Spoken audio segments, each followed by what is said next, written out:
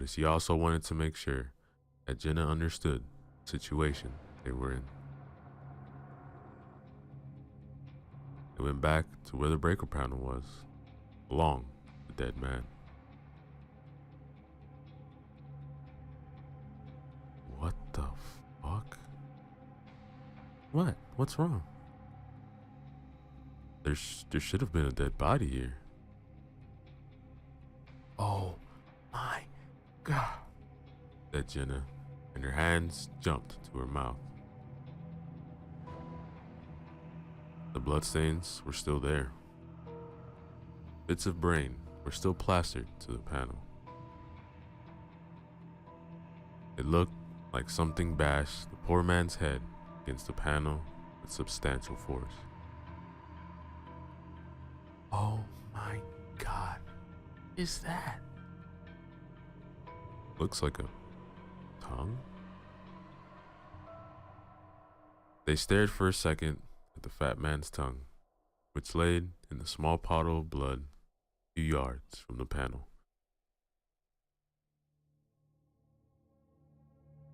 Jake noticed that the bloodstains on the ground continued all the way towards the forest. He shone his light on the ground where the body used to be, and traced the blood-red streak till it disappeared in the darkness of the trees. That thing dragged the body into the woods. Yeah, but why? I don't know, maybe to eat it? Maybe. I don't know.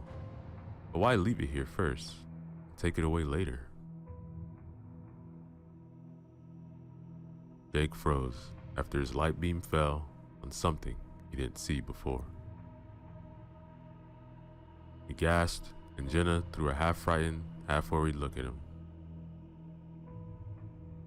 What's that? They went closer in order to see what made the man stare so dumbfounded at the ground.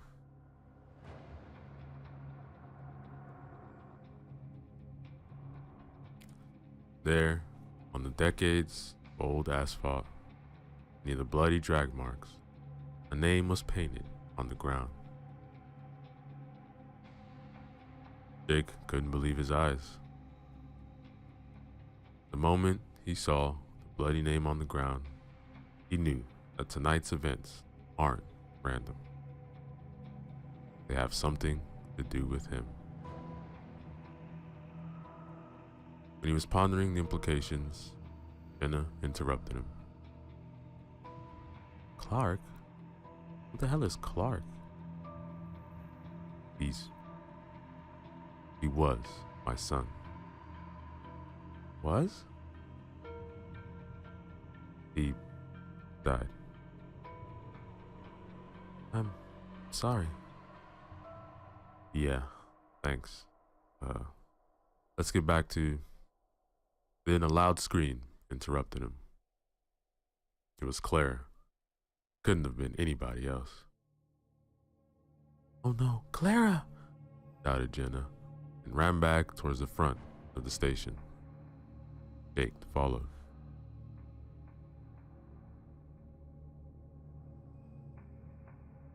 A stream was light, illuminating the driveway from inside.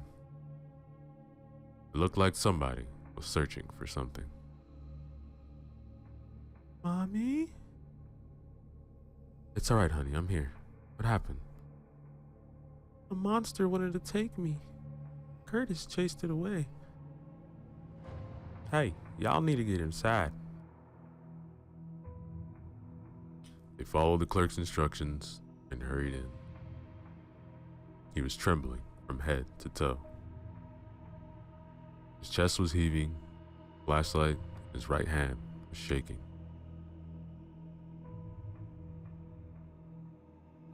What happened? He said she wanted some candy, you know. So I let her search for candy. She wandered away, then I heard the scream, so I ran to her. He was by the big glass wall in the front. I pointed the light to her, and I saw the thing we were talking about behind her.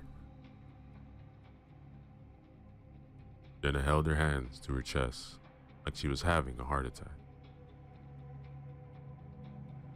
She felt relieved because Clara was still alive, but she also knew that her daughter's life had almost been ended. Alright, then what happened next? It disappeared. It dissolved in the thin air. I can't explain it. I couldn't see much, but it was big, man. The light. The light made it go away like you've said before. Will the monster come back, Mommy? I don't know, honey. All I know is that we will not let it hurt you, alright? The girl just nodded and buried her head into her mother's shirt. He didn't want to let her go. Jenna really wanted to protect her daughter. What kind of mother wouldn't? The problem was, he didn't know how. He had to rely on the two men who were as lost as she was. Yeah, doesn't like light. That's why he took out the breaker panel. And that's why it could scare the fat guy. His lights weren't working. Yo, the fat dude said his lights were out when he passed the thing on the road. You passed it too, but your lights are working, right? Yeah, I think so. When I passed the thing the first time, my lights flickered, my radio went nuts. It all returned to normal though, after I got further down the road. How come your lights were still working? I don't have the vaguest idea. Your lights were okay when you were on the road, right? Yes, but I came from the opposite direction. Okay. So, we don't know what the hell this thing is. So we better make sure that we are surrounded by light all the time. How many flashlights do we have? We have 4. One is mine, the other's yours, and we still have 2 extra. Jake took one of the lights and gave it to Jenna. He took it and looked in his eyes with compassion, but also some hope. Jake seemed to her like a man who could save her, Clara. Not that Curtis seemed less capable to her, but he saw something in Jake. He didn't know for sure what it was. Maybe she saw in his eyes that he wouldn't hesitate a second to save him. Hey Curtis, have you seen anything unusual here lately? Anything which might explain all this? Yo, look, I'm working here for a month or so. Not sure as hell I ain't seen anything crazy going on. It round here and get weird until your ass showed up last night. Jake lowered his head. He was thinking.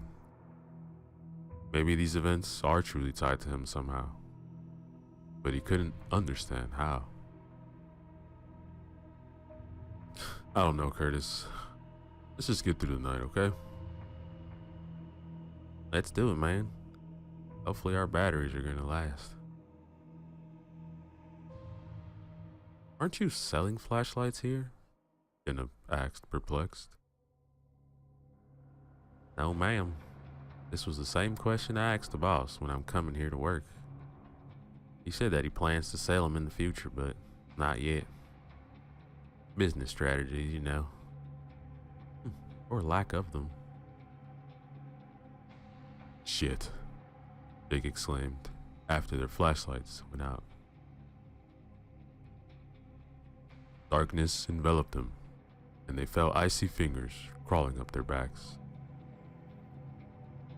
Clara hugged her mother more tightly.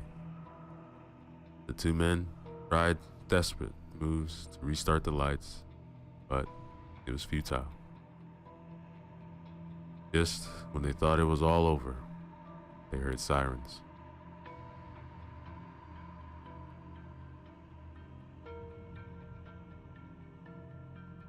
Soon, a police cruiser turned onto the driveway with its blue and red lights whirling around. People inside the station died in relief. Finally, they had been rescued, and the ordeal was over. At least, this is what they thought. Better stated, this is what they all wanted to be true. The car didn't get too close because its siren and lights went dead in an instant. The driver tried to start the engine a few more times, but was unsuccessful. He also tried the radio, but it was dead. Jake opened the front door and was heading out to meet the police officers, but then halted in his tracks. To his right, between the tall bushes, he saw something moving. At first, he thought it was something in the wind. But no, it had an abnormal form. A tall, dark shape emerged onto the driveway. It had no visible features, only an outline. Otherwise, it was complete blackness. Outside was dark, but the visibility was still acceptable because the sky wasn't clouded. The faint moonlight somewhat illuminated the surroundings. Other than that, there was nothing else. No lights were working, but the sheer blackness of the creature was still obvious.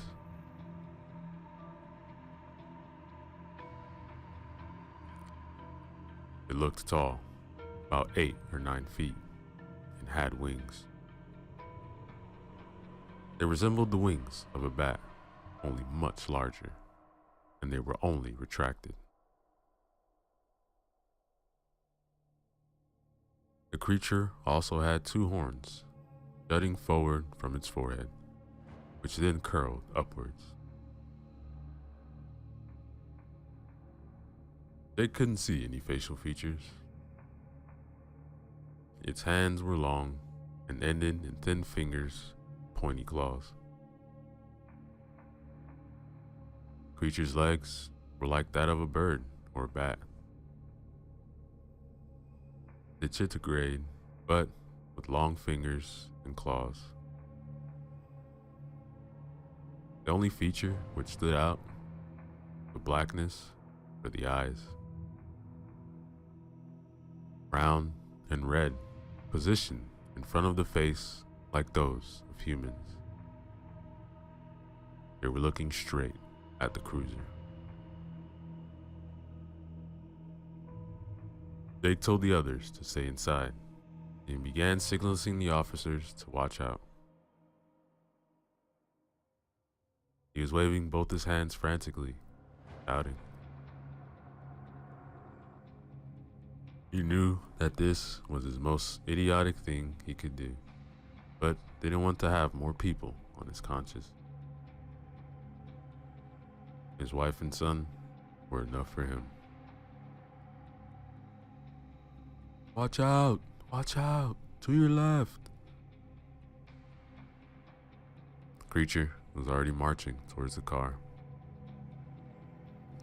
Those inside surely noticed Jake signaling and approached the menace, because both front doors were opened with force.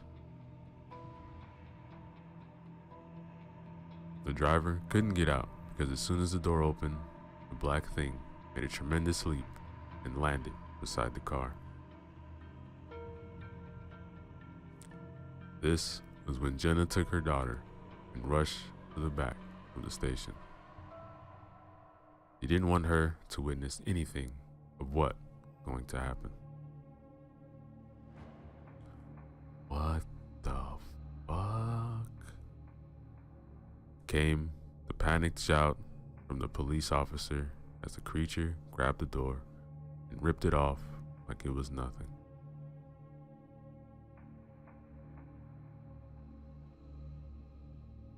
The passenger side female officer jumped out and fell on her butt while screaming in terror.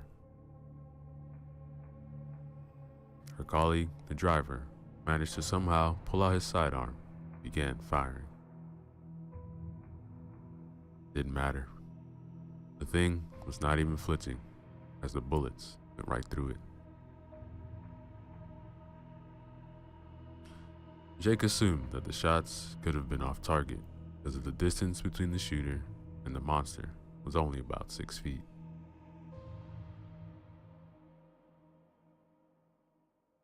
Jake was standing there, transfixed, as the black thing with raging red eyes got hold of the police officer and yanked him out of the car. And then, a terrorizing roar spread its wings. It was one hell of a sight. Creature's wingspan was at least 10 yards, maybe even more. Police officer was alive and screaming, but he couldn't do much against the winged darkness. It jumped in the air, then, with a mighty flap of its wings, it got even higher. Then, each consecutive flap got further and further till it disappeared in the night sky with its prey.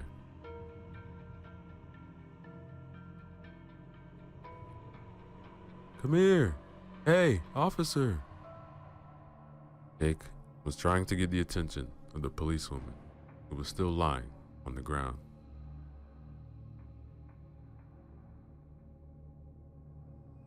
She looked at him, and Jake saw with fear in her eyes.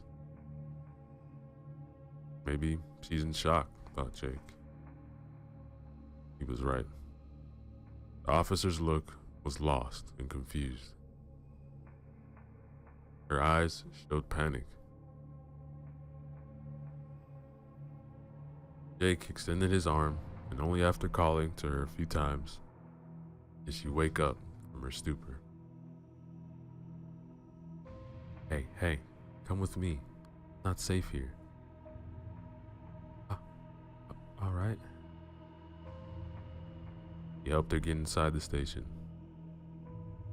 And when Jake opened the front door, a beam of light hit his face. What's that? Oh, sorry. Looks like the flashlights are working again. What the hell is that thing, man?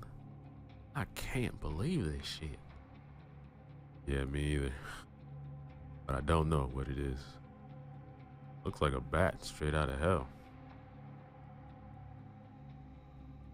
Are we going to survive this night? Jenna asked as she glanced at Jake.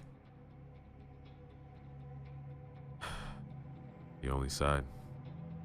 He didn't have an answer for that. After witnessing the formidable abilities of whatever the winged thing was, he wasn't sure at all if they survived. Deep in his guts, he felt that they can't fight this thing, and neither can they run away. Jake put these thoughts aside and wanted to do something. The sight of the crying little girl and the look on her mother's face broke his heart. Look, we have to do something, man. I know, Curtis. Thinking. Look, all we know is that its weakness is light, and it can interfere with electronics. Yo, that's right. Problem is that we need electronics to have lights. I sure ain't starting no campfire here. Okay, but what about the generator? Don't you have some kind of backup generator for emergencies? I don't know. As I said, I've been working here for a month. They don't show me much when I started. There is a generator, said the policewoman. The others just looked at her without saying a word, like she was some kind of alien. They almost forgot she even existed. She was young, close to 30, but not yet there. Her long blonde hair was tied up in a ponytail, and her otherwise harmonious face were now contorted under the pressure of fear and shock. She was sitting on the floor with her back to the counter, hands on her knees and head down. Sorry, ma'am. Are you sure? Yes, my name is Sarah. My brother used to work here. He had told me that he had to use the generator once because of a power outage. And do you know where it might be? Because I ain't see it around here. Somewhere in the back. I don't know. Might be in the equipment room. Go check. Alright, I'm gonna go check it out. Alright, I'll come with you, Curtis. Can you, take care of the girls? Yes, of course. I think I'm okay now. Just go. The two men rushed out, lighting their way with flashlights. Curtis was leading Jake to the back where they had found the body of the fat guy. The toilets were here, and also a small room for different tools and equipment. Curtis fumbled a little with the key, but soon the door opened, and they were greeted by a dirty and cluttered rectangular room. The smell of dust and gasoline hit their nose right away. Alright, let's see what we have here. As Curtis and Jake began searching.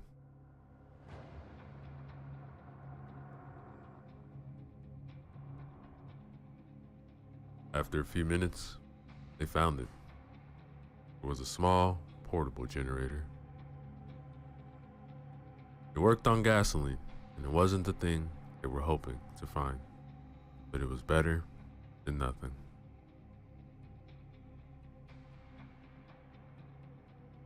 Look, I have to find some gas to fill this baby up, but we'll see if it's working or not.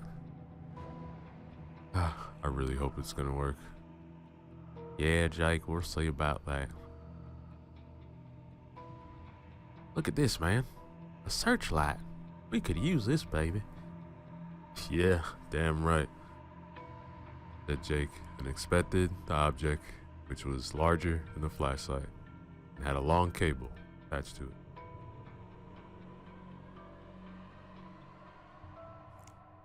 Their flashlights flickered wildly, switched off. 3 screams erupted from the front, and the lights switched back on. They both got startled by the sounds, and Curtis darted for the door with a panther's agility. No, said Jake. We'll need light as soon as possible. All right, man, go, Curtis replied, and his hands were already shaking. Jake ran to the front to see what had happened. When he reached the entrance and looked to the glass wall, he almost screamed himself. The upper torso of a man was crawling towards him, fixed eyes on Jake. Sarah was standing in the doorway without a clue about what he should do. Jenna was inside. She was cradling her daughter so she doesn't see horrible events.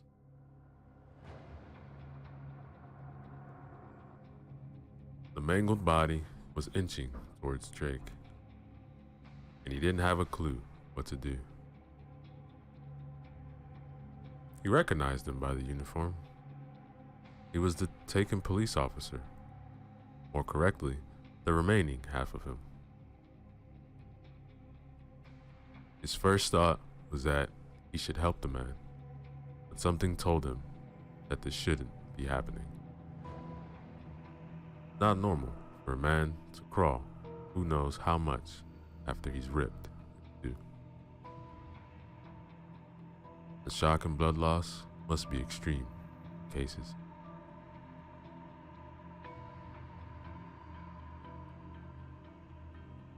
He remembered an event which he witnessed when he was younger. It taught him for life that he should not play the speed limits. Years ago, a young man was racing like crazy in his new motorbike. Parents just bought him the bike because it was his birthday. The guy lost control of the bike, side of a car, and flew sideways straight to a pole. His body cut in 2 pieces. Poor bastard was still alive for a few seconds because of the adrenaline. He tried to crawl to his lower body, somehow put it back. The paramedics lifted him up. All his insides had fallen onto the ground. Jake saw his eyes was crawling to gather up his guts. They didn't look like the eyes of this man. These were evil and resolute. His suspicions became reality. The crawling torso spoke in an almost feminine voice.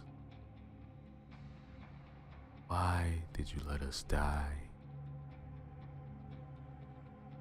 Jake backed up a few steps with his mouth hanging open. He couldn't believe the voice he was hearing. "It's your fault, Jake. It's all your fault." Jake kept looking at the corpse, then to Sarah, who was still standing in the doorway. Her face showed bewilderment, right? He looked at Jake for answers because she knew that he had some.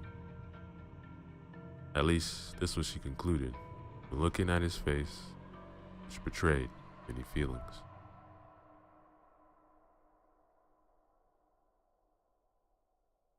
"Hey, come inside." Jake couldn't say a word. Old feelings rushed back to him like a torrent. The floodgates had been opened. That which was just slowly flowing through recently healed cracks came down on him again, bathing him in a shower of sorrow. He crashed to the ground and hid his face in his hands. Sarah hurried to him, bent down to the grieving man, put her hand over his shoulder. "Come on, don't do this. We need you." I killed him." "You didn't kill anybody. Now come inside, will you?" The man woke up from his stupor, got up. Sarah led him back inside the station. His legs were barely obeying him. His mind was in some other place, a dark place. After Sarah brought Jake back inside, Sarah and Jenna looked at him questioningly. What was that? How could that man still be alive? I don't know. He wasn't. What do you mean? He couldn't have been alive. It was just a sick game played by us, by that wingman thing. But what about the voice? That voice was not him, I tell you. But whose voice was it? Tell me that voice has something to do. Yes, it has. It was my wife's voice. Almost. Your wife? Yes. She died 4 years ago, along with my son, Clark. Oh. Really sorry to hear that. But I don't understand what that's got to do with what's happening tonight. I don't either, believe me. So, what's the story? Well, the fucked up story is I was married and had a son. He was 10 years old. He looked very much like your daughter Clara. What happened to him? Asked Clara. Well, our relationship wasn't that good, you know. So, I sought some fun elsewhere. You know what I mean? Yeah, you cheated on her. Yes, that's right. And there's not a single fucking day on this earth when I don't regret doing that. You found out eventually. We had those unavoidable arguments. Then she filed for divorce. Got divorced, got custody, but I got to see my son at least. What happened then? One night, they went to their grandmother's. It was a night like this. We were driving on an abandoned country road. She was tired, found herself face to face with a truck. Couldn't avoid it. My God, I'm sorry, said Sarah. Yeah, me too. Every damn day. The weird thing is that Clark found himself almost all his head missing, several yards away in the forest. Some wild animal dragged him from the wreck. It's like the body of the first victim. Was there a first victim? Asked Sarah. Yes, replied Jenna. In the back. And what about the next one? When the emergency services found my wife, only her upper half was left in one piece. The engine was pushed forward, and it crushed everything from her waist down. Ah, I see now. You think that these events have something to do with that? Definitely. I don't know how, but they are related. If I hadn't cheated on her, they could still be alive. Look, it wasn't your fault, said Sarah. Yeah, cheating on her wasn't an agreeable thing, but their death wasn't your fault. Yeah, my mind keeps telling me that. But what is burning in here, telling me otherwise. Hey, where's Curtis? Oh, damn it. I left him in the back. Alright, look, stay here. When he reached the equipment room, he saw that the door is ajar, but there was no sign of Curtis. The generator and the reflector had been pulled into the doorway. It looked like he was trying to get it to the front, but then something happened. Damn it. Damn it, damn it, Jake shouted, and he began searching the surroundings for Curtis.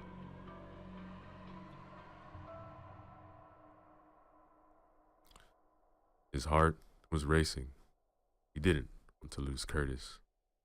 In fact, he didn't want to lose anybody. He wanted to make sure that they all survive.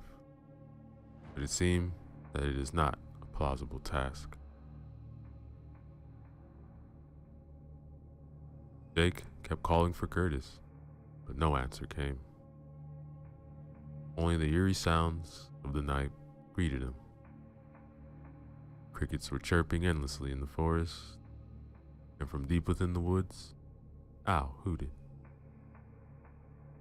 A harbinger of death, he thought briefly. Is this his destiny? One minor mistake, and then only pain and suffering?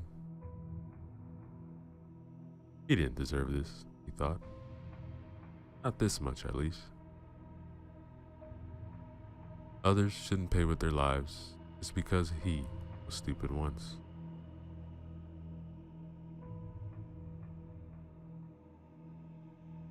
Having had no success in finding Curtis, he took the generator and the searchlight, took them to the front.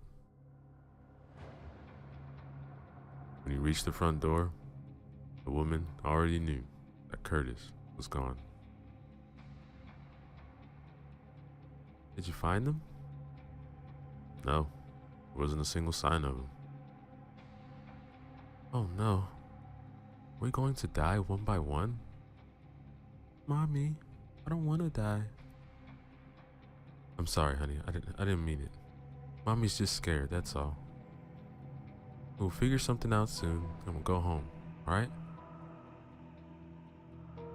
We really have to do something, said Sarah, because this thing is going to kill us all. I don't want to scare anybody, but we have to get out of here. I agree, Sarah, but what the hell can we do? We don't know where that thing is. We don't know how we can stop it. Alright, look, let's start the generator so we have some light. And we wait until morning. I have no better idea. Alright, I'll try to start it.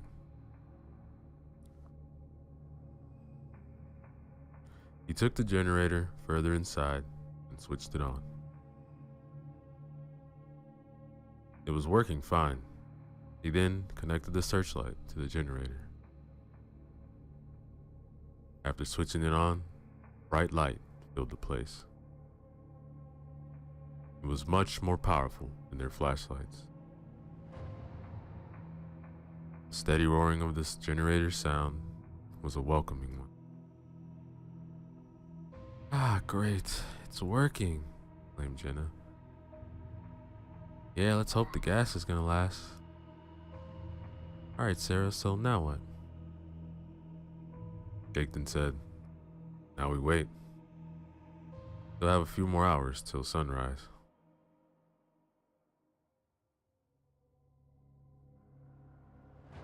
They all gathered close to one another and waited. The light was comforting. Jake checked from time to time the generator to see the level of gasoline. The machine was eating up the gas at a steady state, but it seemed that it will last till sunrise. For an hour or so, nothing happened. Clara was sleeping in her mother's arms. Jenna was sleeping too.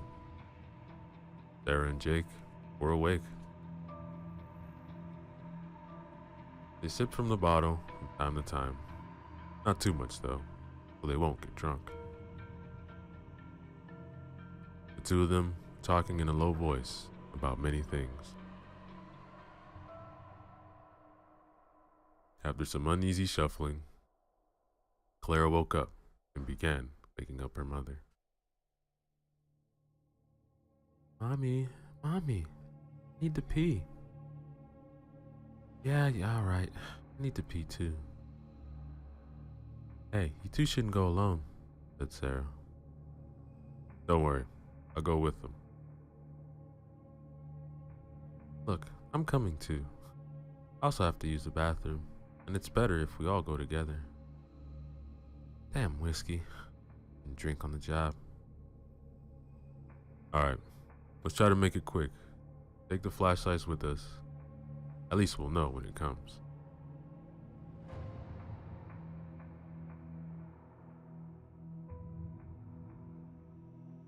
They took the flashlights, switched them on. They were working fine. The trip to the back to the station was uneventful. After all of them finished what they had to do, Jake started leading them back inside. Then, the light from inside went out, and they heard a few clattering sounds. The flashlights flickered again. Sign of something bad happening. Something not natural. Sarah unholstered her sidearm, and Jake could hear sighing deeply. They were standing at the corner of the building. What do we do now? Asked Sarah. I don't want to die, Mommy. Don't worry, honey, I'm here. Alright, let's check, said Jake. A winged creature couldn't have done it. It hates the light.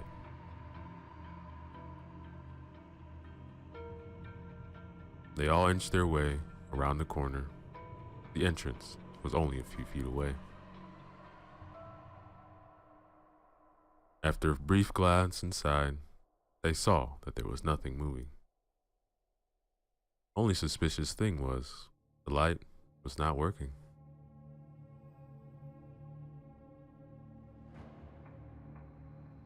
Sarah opened the door, then she went inside. Jake followed, and after him, Jenna and Clara. They waited here for some seconds and listened. Nothing moved. Everything was still. Jake inched towards the generator, which lay broken on the floor. It looked like something took a sledgehammer to it and broke it into pieces. Gasoline was lying on the ground in a great pool. Who's there?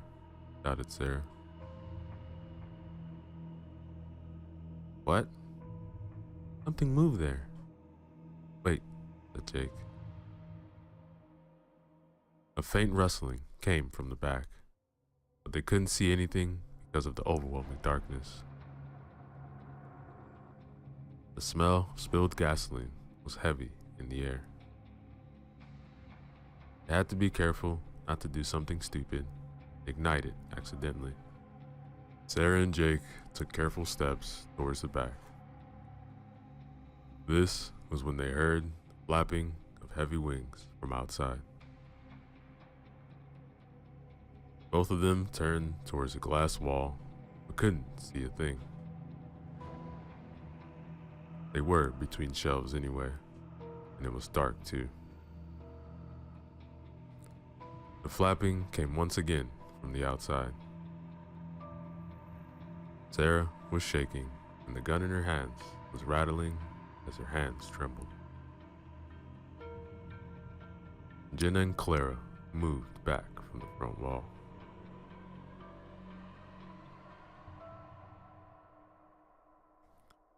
The next moment, Jake heard Sarah scream. He turned and saw her being grabbed by something. She screamed again as a black figure bit into her neck. Jake jumped to help her. That was when he saw that the black figure was Curtis. Or was he? He looked up and growled. Blood was gushing from Sarah's neck. It bit through the jugular, Jake knew in an instant what that had meant. He only had about half a minute to live.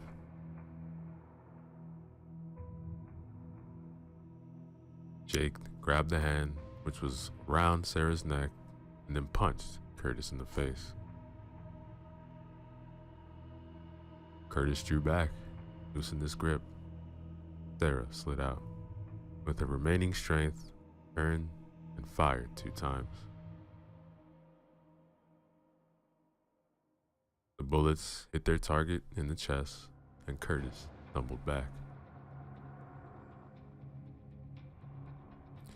He fell, hitting a shelf with his back, and fell on his butt. There was no blood coming from the wounds. You're all gonna die. Curtis, man, what's wrong with you? But Jake knew he wasn't talking to Curtis. You let me die. It's like you let the police officer die. It's like you let the fat man die. It's like you let... Shut up.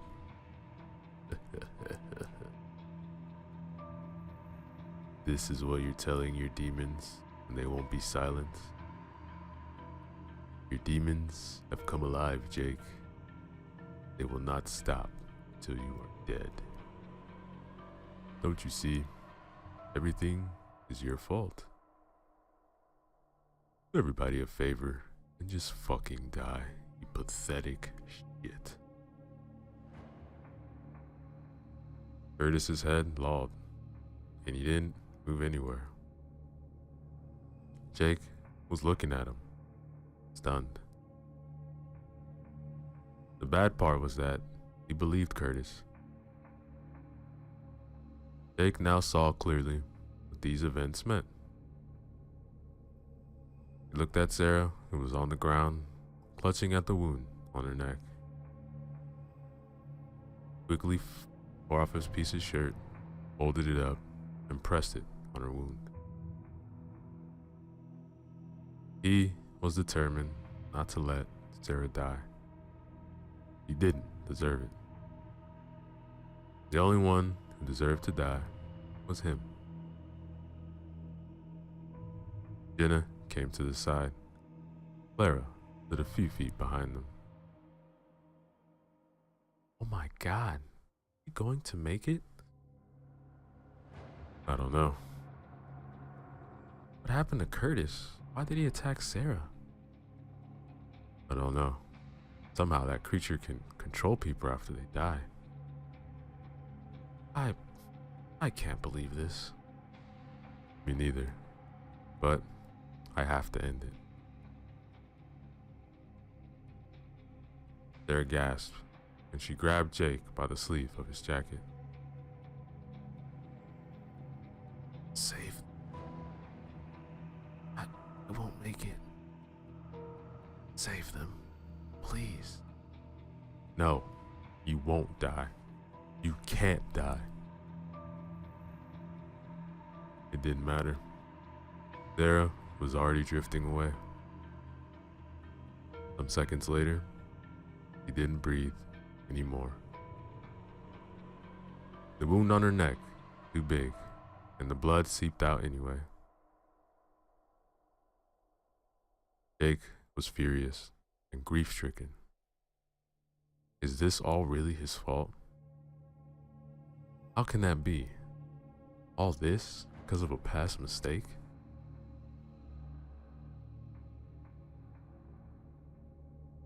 He took Sarah's sidearm from her lifeless hand and checked it.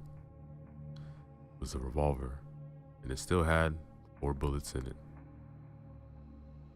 After checking her pockets, he found some more bullets and replaced the 2 missing. He looked at Jenna, then to her daughter. These 2 will make it out alive. He would do everything in his power to save them. Jake, what are you gonna do? Going to end it. Gasoline, which had flown out of the generator, gave him an idea. He went to one of the shelves, grabbed some duct tape. Jake also searched for some matches, soon found them. They were cheap, but the stock was plentiful. He took one of the hoses and began sprinkling gasoline all over the place, except the entrance.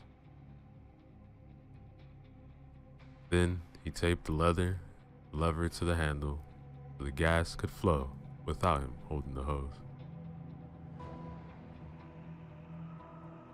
He threw the thing to the ground, then went to Jenna. Look, that thing will come eventually. I think it wants to finish what it started. And what are you gonna do? I prepared a surprise for it. Look, when it comes, you two run as fast as you can. And what about you? Look, that thing won't stop until I'm dead. I have to face it before it hurts you or your daughter. Even if I kill myself, I can't be sure that I won't transform into a monster like Curtis did. I have to make sure that everything is gone.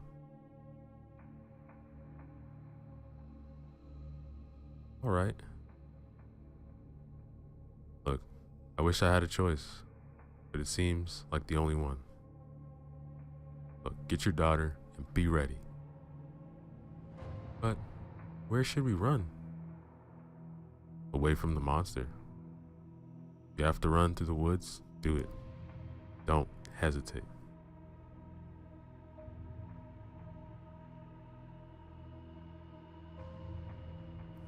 The flapping of wings came again. Jake braced himself near the pumps and readied the gun along with the matches. The creature came down top of the building.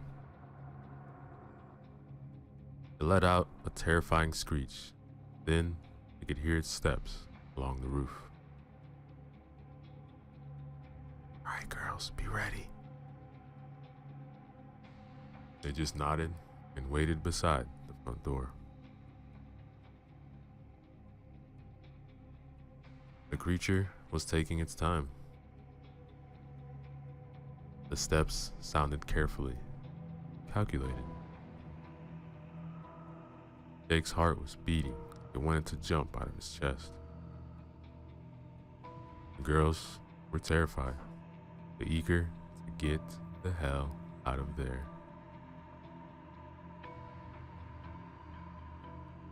The creature jumped down from the building beside the girls. They both screamed and ran. But when the creature wanted to dart after them, Jake pointed, pistol at it, and began firing. Hey, here I am. Come on, come and take me, you ugly bastard. The monster turned and stared at Jake with its red eyes. This was when Jake really understood what had happened.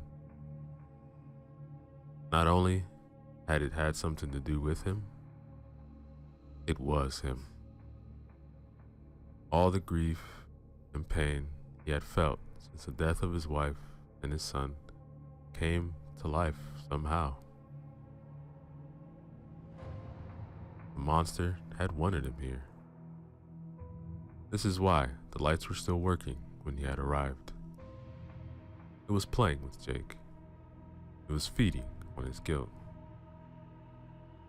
Jake didn't understand how this was possible, but it had happened, and it killed more people.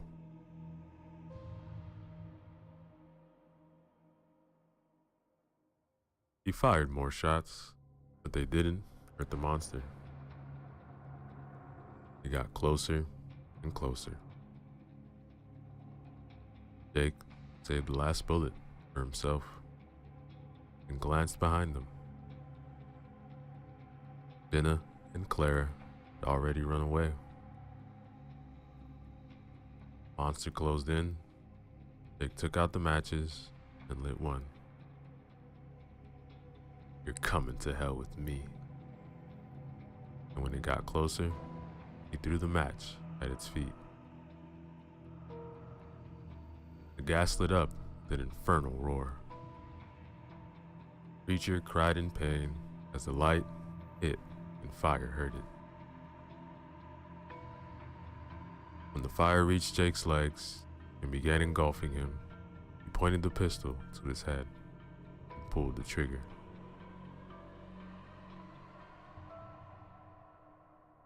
A few seconds later, Jenna and Clara saw from the road as the underground gasoline containers exploded in a fiery blaze of light and heat.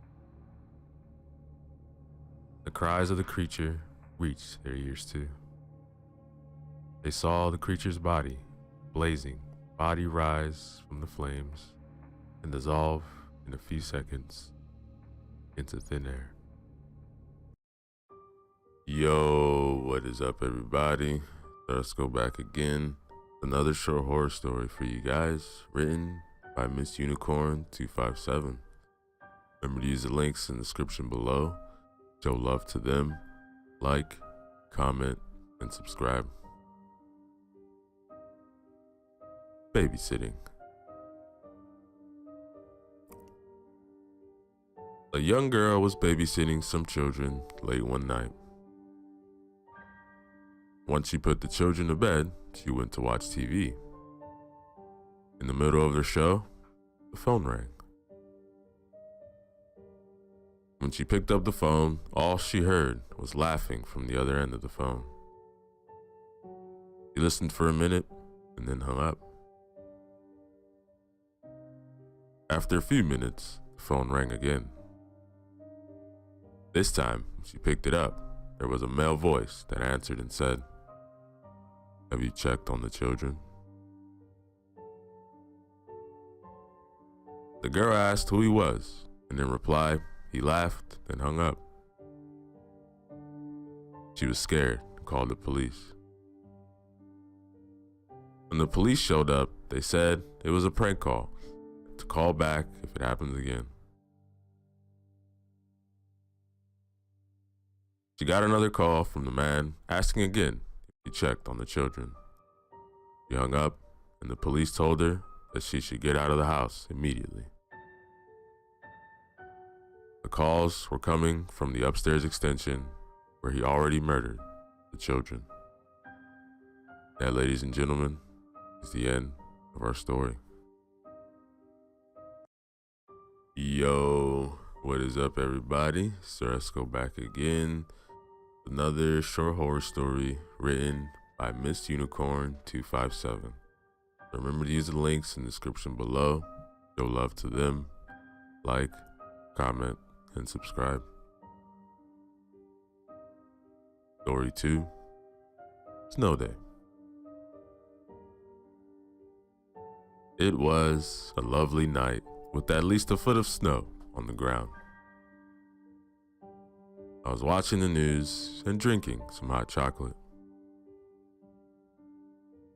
I got up to put my empty mug in the sink when I noticed a guy outside. He was smiling, but he had like this twisted grin that will forever haunt me. It dawned on me when I noticed the knife in his left hand. I grabbed the phone and dialed the police. After that, I looked at him. He got much closer. He started walking towards my door and stopped when he was about a foot or so from the door. But that's when I noticed something. There wasn't any footprints in the snow. And that, ladies and gentlemen, is the end of our story. Yo, what is up, everybody? So let's go back again with some more Christmas horror stories for you guys. These will be written by Miss Unicorn 257. So remember to use the links in the description below. Show love to them. like, comment, subscribe. Story 1. The Painting. My family and I were visiting my grandma for the weekend, and as the sun was going down, I was getting more tired from lack of sleep because of overworking. My grandma said I could sleep in the basement guest room. However, my younger brother was already sleeping down there, so I had to be quiet as not to wake him. So I went into the room and decided not to turn on the light and to just crawl into the bed. I was about to fall asleep, so I realized an odd painting I've never noticed before. It was of an ugly old man who looked like he hasn't taken a shower in a while. I tried to ignore it, as it was just a weird painting and I'm trying to sleep. I never had worse sleep in my life. I felt like something or someone was watching me. When I woke up, I looked at the painting to get a clear look at it. However, it was a window. All I saw was the clear and sunny morning. That, ladies and gentlemen, is the end of our story. Yo, what is up, everybody? So let's go back again. Another horror story for you guys, written by Miss Unicorn 257. Remember to use the links in the description below. Show love to them. Like, comment, and subscribe. The street. When I stepped outside the train station, it was raining heavily. I thankfully grabbed my umbrella before I left. I opened it and started walking down the rather busy street. I don't know why, the atmosphere felt unpleasant. Something was wrong, strange. Every person I walked by didn't have an umbrella over them. Everyone was just silent and looked grim. They walked on, all facing the same direction. Suddenly, a taxi stopped by, and the driver motioned for me to come over to him. I gestured that I didn't need a ride. The taxi driver said, "Come on, get in." I gave in and walked towards the taxi. Besides, I wanted to get out of this unpleasant atmosphere. After about a minute or so of driving, the driver looked at me, pale-faced, and said, when I saw you walking down the street, you looked like you were trying to avoid bumping into people on an empty street. So I thought I should ask if you needed help." Now, ladies and gentlemen, is the end of our story. Yo, what is up, everybody? Let's go back again. Another short horror story written by Miss Unicorn 257.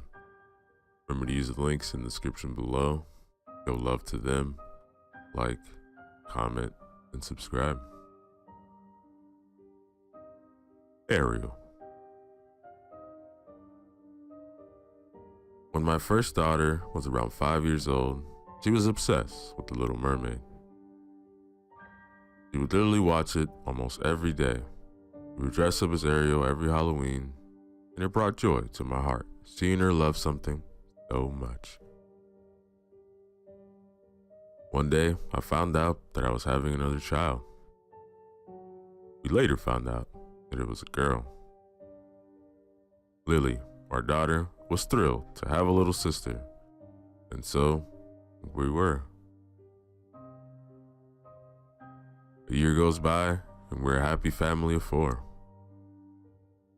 We have our 2 girls, Lily and little Ariel. Lily and Ariel were practically best friends, never apart. A little later, I heard running water coming from the bathroom, thinking it was Lily starting a bath. I didn't mind it too much, as she was old enough to have one by herself. So, continued to watch TV until I got up to make sure Lily was doing okay. I opened the door to see Ariel's face down in the water and Lily saying, "Go, Ariel, go. Find your Prince Charming." And that, ladies and gentlemen, is the end of our story.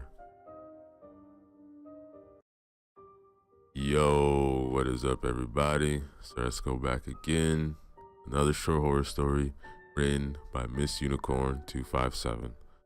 Remember to use the link in the description below. Show love to them. Like, comment, and subscribe.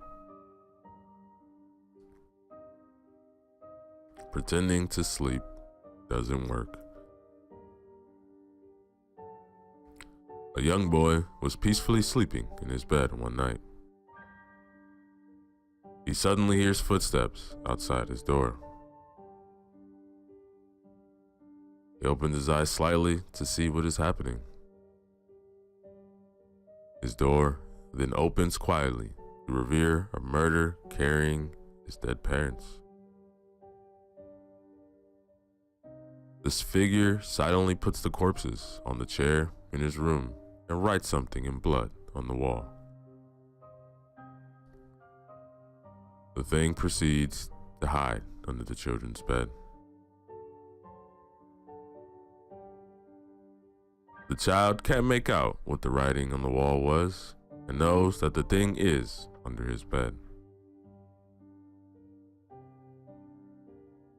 He pretends to sleep through all of this, but he just lays still, hearing the breathing under his bed.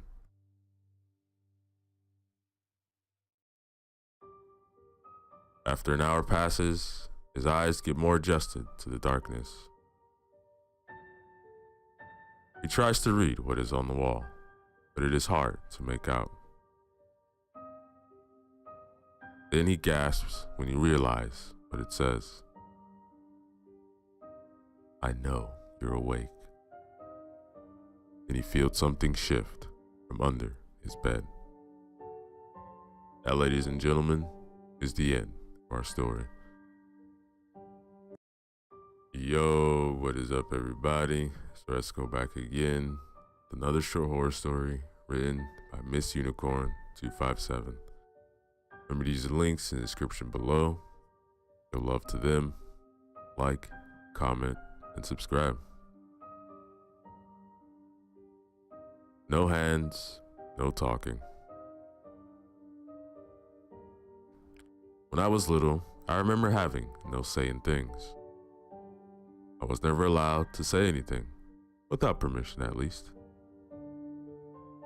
For example, if I wanted to say something, I would simply raise my hand like I did in grade school. One night at dinner, my sister was talking about her day, and my parents were talking with her. I wanted to say something, so I started to talk. Then I realized my mistake. My parents scolded me. They told me, no hands, no talking. I was sent to bed early. I was lying in bed when I heard my parents go into their room. I went to the kitchen, grabbed the biggest knife my little 12-year-old hands could grab. I ran back to my room and screamed for my mom to come in, that I was scared. After about 2 seconds of waiting, she finally came in. Before she could say anything, I ran at her. I grabbed her head and slammed it against my wall. She was definitely out. Or so I hoped. I quickly grabbed her hands and did what she always told me. Extra, extra, read all about it. A family of 4 were found dead, except for one little girl who wasn't found. The family had no hands. They looked like they were chewed off, They were all stabbed multiple times in the living room. There was no hands, no talking. In the living room written, blood. We hope to find the murder and the little girl. That, ladies and gentlemen, is the end of our story. Yo, what is up, everybody? So let's go back again with another short horror story for you guys. This one is titled Christmas Death Bell Rock, written by Ollie Mork 16. Remember to use the links in the description below. Show love to them. Like, comment, and subscribe. December 24th, 1998, New York City. Music blasted, people dancing, people drinking, and people enjoying themselves, all celebrating the great event of Christmas, and later, a Happy New Year's. As people danced and celebrated the great party, the temperature became chilled and cool, and suddenly it went black and dark. Nothing was lit. Suddenly, projections started getting displayed on the walls of the building.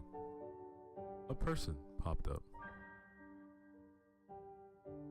They started talking about how they invited these people, and they were chosen, not by luck. All the costumes that they were wearing were given out when they arrived. A couple of minutes went by, and everyone was stuck to the walls. No one was staring. Suddenly, a countdown from 30 seconds began. All doors are locked, and it's about to get very messy and melty for everyone, especially the snowman. The person behind the screen declared, and it reached one, but nothing happened. All silent, and nothing happened at all. People just looked around and saw nothing happening. Suddenly, a woman screamed, "Oh my God, my face, it's burning." Ah! She fell on the floor. Red liquid poured from her mask. A man rushed over, pulled the mask off her face, and it was just burnt, half melted away. Skin was in like a melty chocolate state.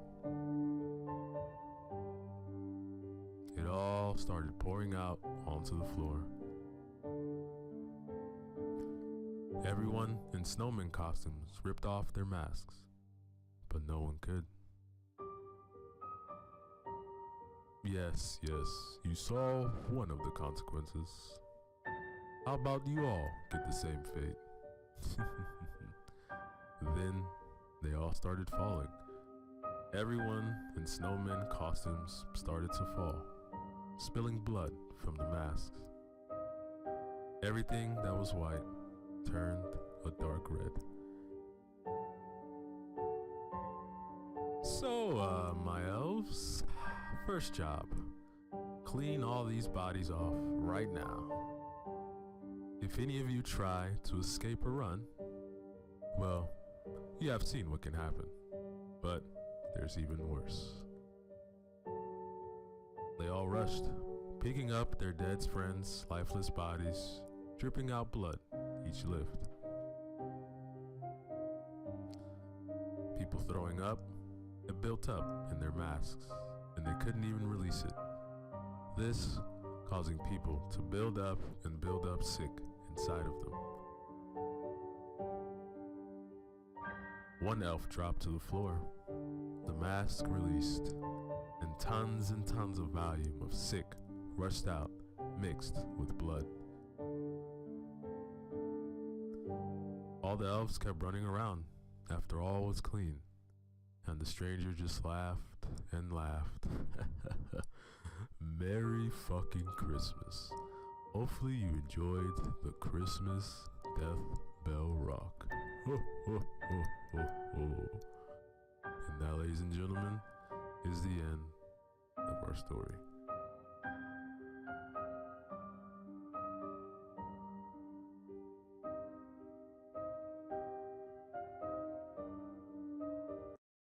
Yo, what is up, everybody? Sir Esco back again with another short horror Christmas story written by Ollie Morg 16.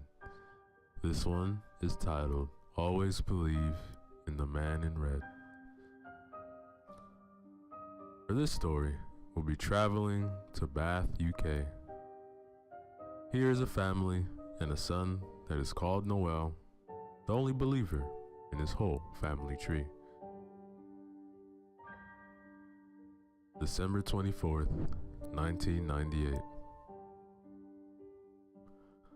With Noel, he was a true, dedicated believer in Christmas and Santa, the man in red. Compared to the rest of his family, they all hated the idea of Christmas and especially Santa. They disposed the whole idea in their house and really hated Noel for even liking Christmas in the slightest bit. The special thing about Noel is that he got adopted at the age of 2 by the Smith family, as they didn't have a son, only 3 daughters. And they didn't want to take another chance at having 4 daughters. This leading to a very mixed relationship between Noel and the rest of the family. The Smith family weren't at all rich. Paying for 4 children was not an easy task. Noel always only asks for Christmas is for a peaceful and very lovely Christmas with his family. All Noel wants is to be loved fully and have a great and lovely relationship with the Smith family. Never cared for the latest phone nor the latest toys, only to be loved by a family.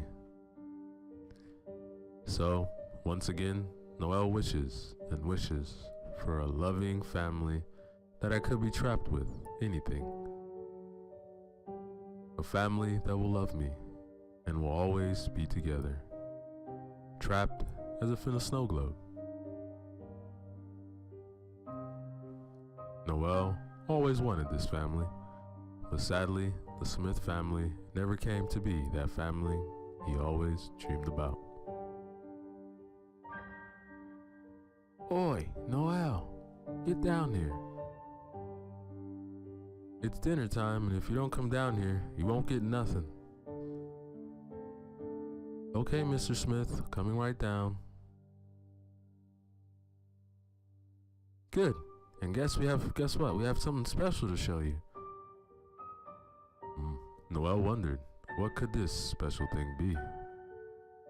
He never had anything good, so Noel rushed down the stairs to see what the special item was. So, as we know you love Christmas, we actually thought to give this tradition a try. So, we have a Christmas dinner made, Mrs. Smith said. Oh, really? Oh gosh, thank you. I don't know what to say. Nah, I'm just kidding, Noel. Who do you think we are? We aren't retarded. We don't believe in that silly tradition, and we don't want to make our adopted son happy. So sit and stop believing in that special family you want us to be. We aren't changing. You won't be anything to anyone, Noel. What a disappointment. Mr. Smith just laughed when spitting out beer from his revolting mouth. His teeth yellow, half fallen out, rest holes with decay and brown substance everywhere inside.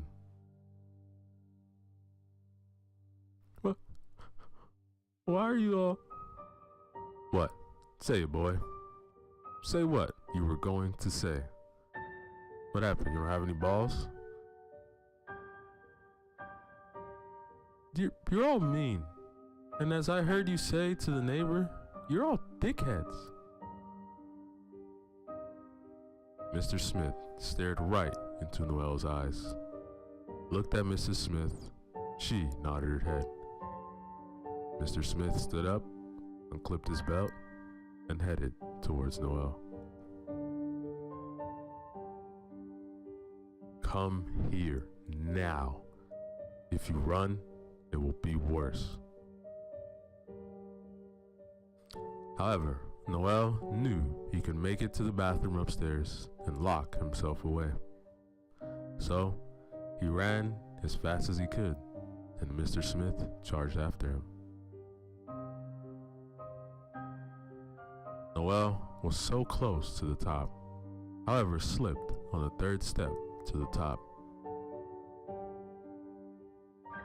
He froze, turned, and saw Mr. Smith right behind him. Mr. Smith lifted his hand, battering Noelle. Multiple hits, multiple pains rushed Noelle's body. All while the other Smith family just listened to the beating Noelle was taking, hearing him scream, crying, and dying from the inside. Mr. Smith, heavy breathing, not stopping after 10 hits. Rage came rushing over him, and the last hit did Noelle bad. Hit him right across the face, causing what feels like a sharp blade rip across his face. Tears rushed into the cuts, stinging.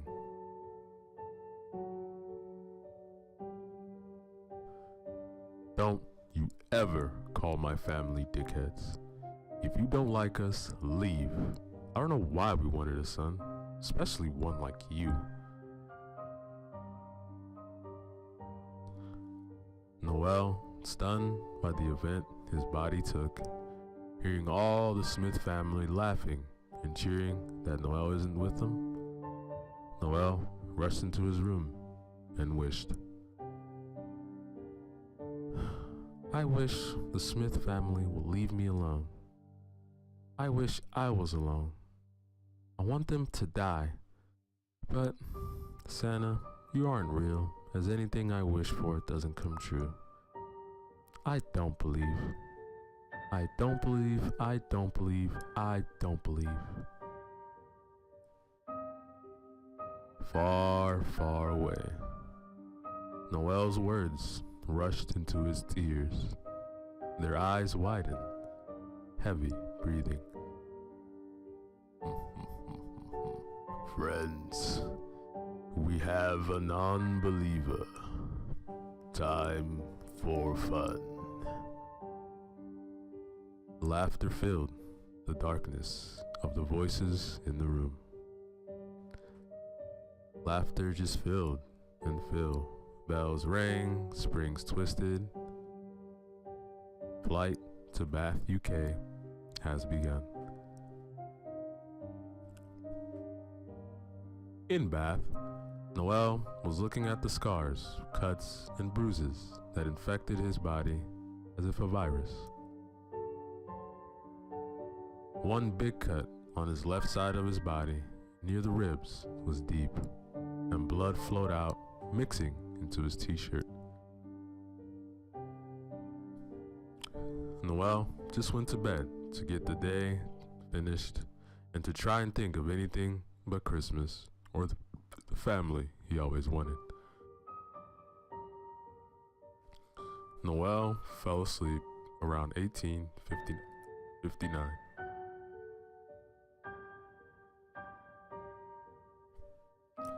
11:32.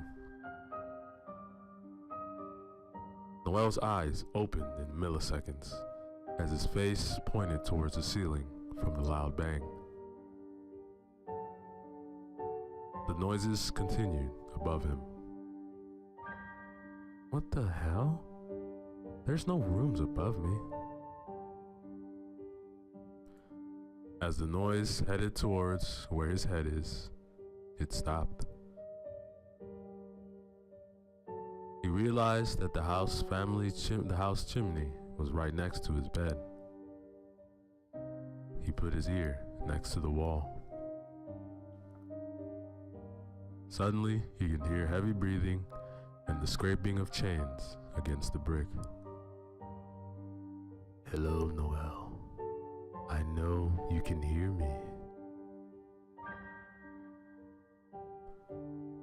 Noel knew the Smith family always stayed up until midnight, so he decided to leave them. At least that's what he wished he could have done. However, Noel was very respectful and a caring person.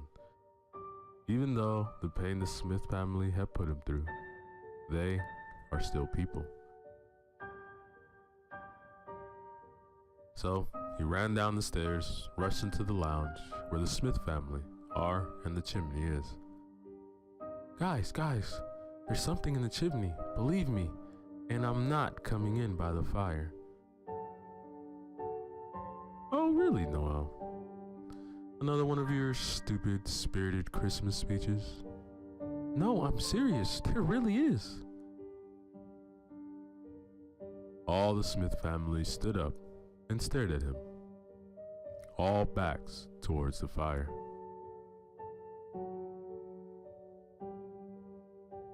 With no one noticing, the flame died down. The flames decreased to nothing, and then chains started to lower, hooves climbing down. Noel then looked past the family, eyes widened as if almost popping out. Look! Mr. Smith turned around. A figure, around 6'8" in height, face covered by fur, eyes glowing red, nose black with red spots. The mouth half open, its blue-colored tongue hanging out. The clothes, as if really old and ripped up, looked like a Santa outfit, almost revealing more fur, and its legs were covered by third-degree burns. All the Fifth Smith family shouted. The figure reached into its pocket, revealing a candy cane. Is that it? Mr. Smith asked.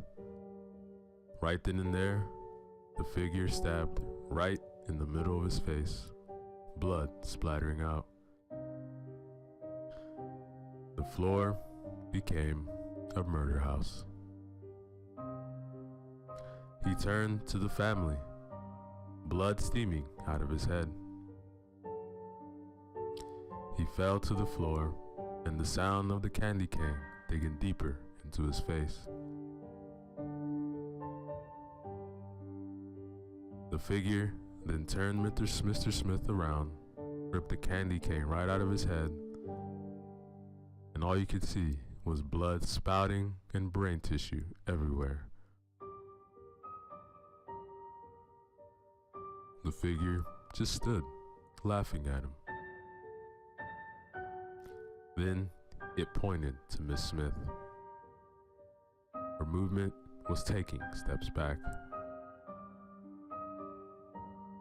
Ah! Suddenly, a spider fell right onto her head. But the mouth was weird, it just kept opening.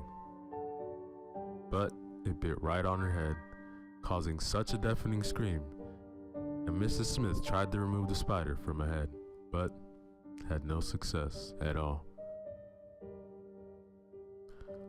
But as she did remove the spider from her head, her hair came right out of its roots, blood pouring out of her head, rolling down the sides of her face, her eyes crying blood.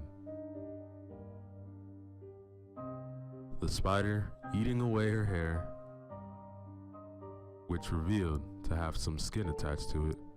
Miss Smith tried to touch the back of her head, and a massive cut out of her skin ripped off. She fell right into Mr. The rest of the family, all girls, were chased into the kitchen, surrounded by gingerbread men. Molly slipped and landed on her head, causing her to be knocked out. As for the other two, one was tied up, getting lifted into the oven, which was set to max temperature. Her skin began to melt, started bubbling and turning black. Eventually, her skin was ripped and torn by the heat, destroying the cells. The second sister, surrounded by gingerbread men, had her back against a wall. She then tried to jump over them, which she did make. However, she slipped when she landed and split her head on the side of the kitchen worktop, causing her head and spine bone to get completely twisted. Immediate death. Molly, though, had a much worse death. She woke up, tied up, lifted her head, and saw gingerbread on top of her. And these guys were like 20 inches. She could feel them touching her. A couple of them grabbed the shorts she was wearing and started to pull them to her knees, then headed towards her privates. Ripped her pants, started forcing their way up, causing splits, blood forming. Molly was screaming of pain. There were around 5 of them, all climbing into oblivion. Her face was trying to fight them back, but couldn't. All of them made it into her. Her chest started to pop up and down, screaming at the top of her lungs, "They are!" And suddenly, the gingerbread ripped straight through her chest, her lungs, but you can still see her heart beating, and all the blood came rushing out. The revolt of the scene was as if World War III was in one room. Then all 5 gingerbread men reappeared, covered in guts and blood, laughing in horrific ways. "Guess your cherry got popped," one of the gingerbread men shouted. And then the house fell silent.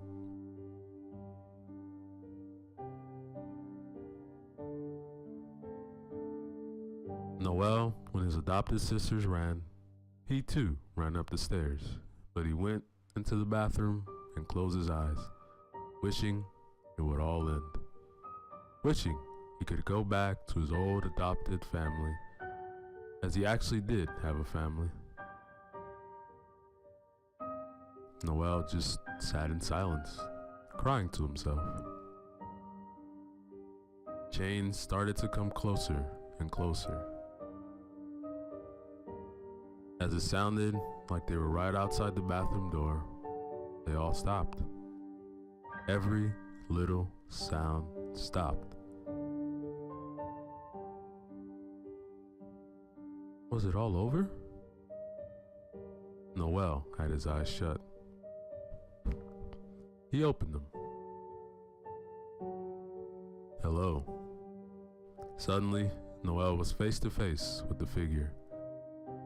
Noel could smell everything off this creature. What are you? What am I? I am the person you called here. You are the reason I am here. I am Krampus, and you stopped believing in the man in red. This is your actions. Noel crying. Krampus put his goat hoof to wipe it away. He grabbed Noel by the arm and pulled him downstairs,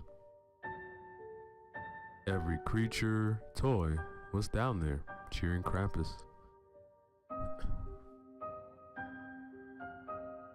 Krampus threw Noel in the chimney, waved goodbye, and walked to a table, lit a match, and the gingerbread had cooking oil, and poured it right over Noel. Krampus throwing the match, landing right on Noel's nap, Noel rushed out, running around, screaming for help. He tripped over Mr. Smith's body.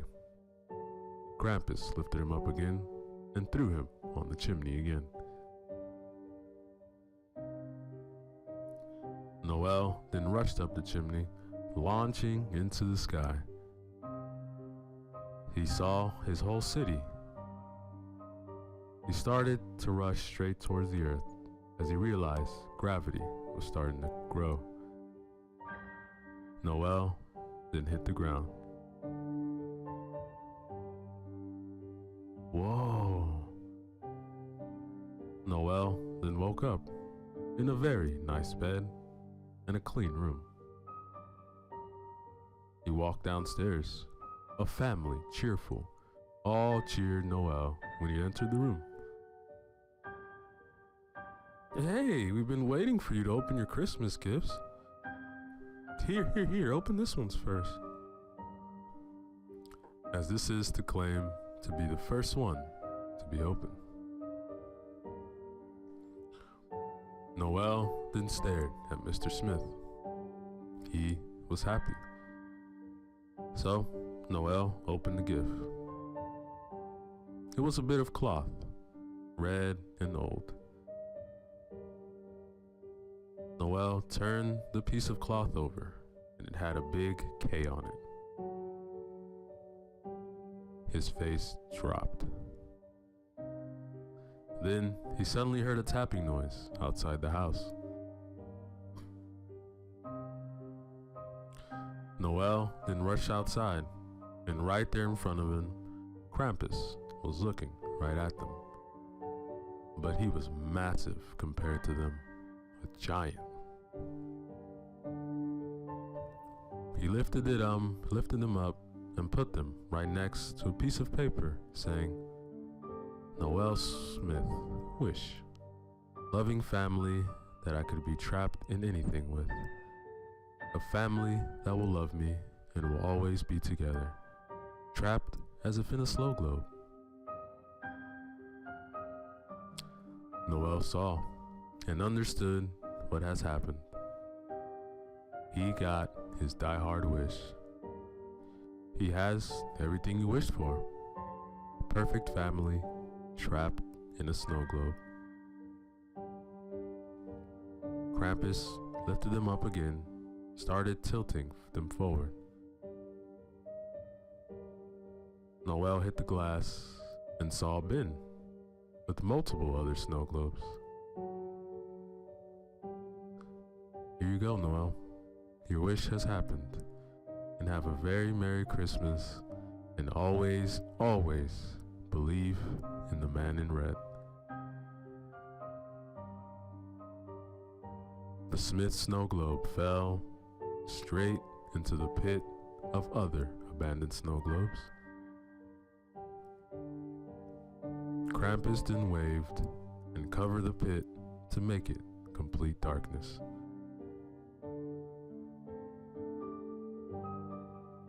Noel then woke up, sweating. He looked outside and everything was there.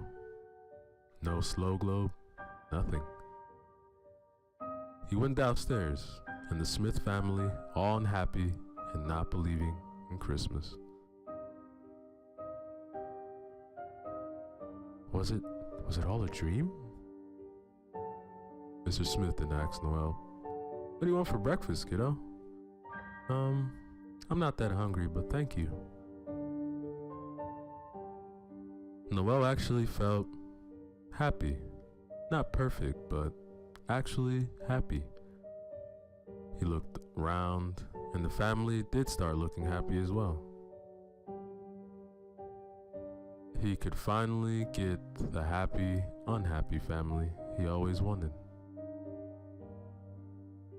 Suddenly, it fell silent, and snow started to fall.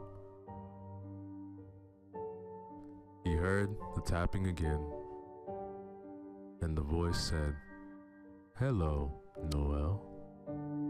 And that, ladies and gentlemen, is the end of our story.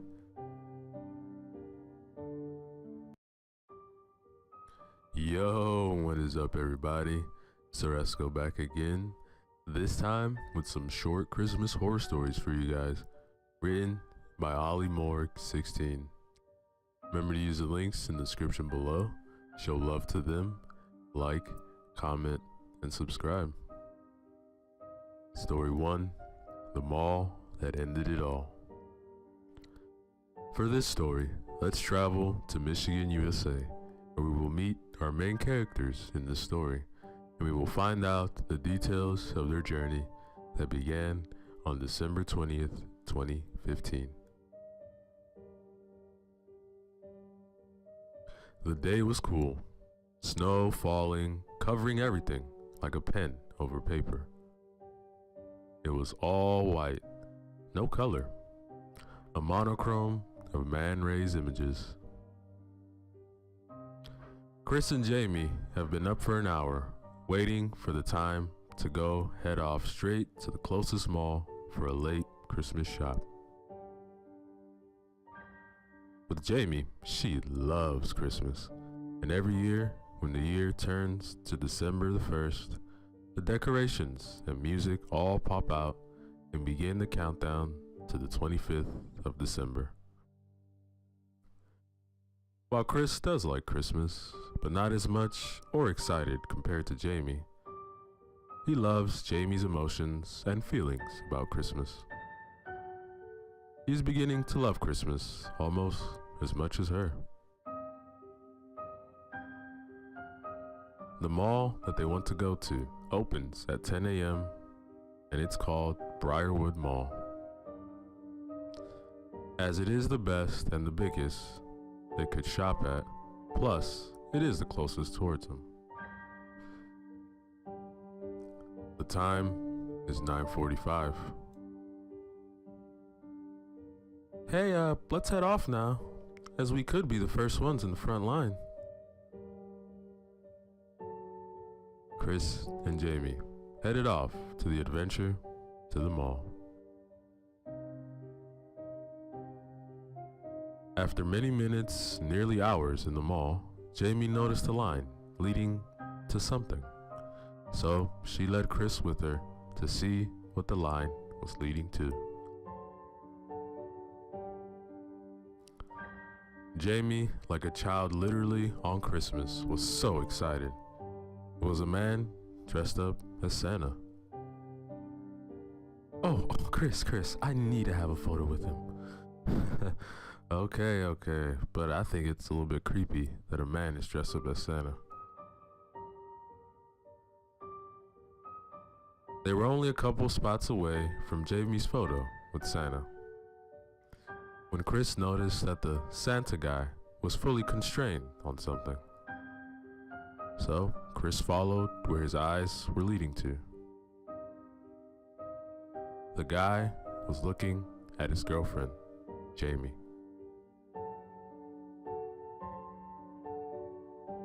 I knew because I moved places with her, and his eyes glided across his face as a cheetah hunting his prey.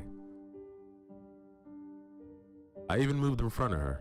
When we locked eyes, his face turned from almost pleasurable face to pure rage and anger.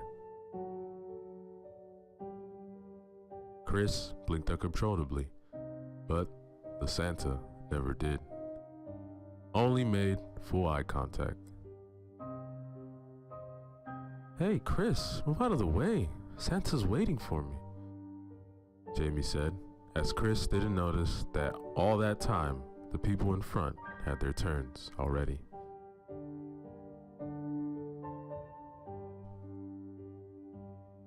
Jamie walked very swiftly to the Santa guy. His face glowed each step she took towards him. Santa's smile widened, showing gross and greenish teeth that is almost supernatural-like.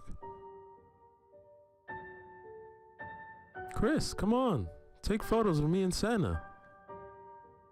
So, each photo, Jamie looked straight at the camera, posing so lovely and beautiful. But Santa noticed, and Chris noticed, that Santa was never looking at the camera, but only at her. His nose moved up and down, producing a sniffing noise that somehow Jamie didn't notice at all. Alright, I think that's enough photos with Santa, Jamie. Don't you think? No, leave baby Jamie, Santa said. Pardon? How dare you call my girlfriend like that? Who do you think you are? You don't call people baby girl, especially when you aren't dating them. Like, plus, man, you work with kids, dude. I'm so sorry, mister. It's just, Jamie is so perfect and beautiful. She will be mine. Get away from her. I said get away from her now. Too late. She's already mine. Tonight at 11 p.m. She won't be yours anymore, Chris. Say goodbye. No, get away from her. Chris grabbed Jamie by her hand, pulled her away from Santa, and Jamie reacted saying, Chris, what the hell are you doing? You didn't take the last photo. What's wrong with you? Look, the Santa just told me everything about taking you away from me. What are you talking about? The Santa guy was just telling you that you were lucky to have me. And that's when you just stood looking at him, almost having a daydream.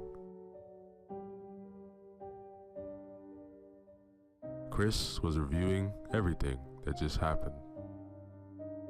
By then, the next person was having photos with the Santa guy. But still, he was watching Jamie, not even the kid having the photo with him. See you later, you good girl.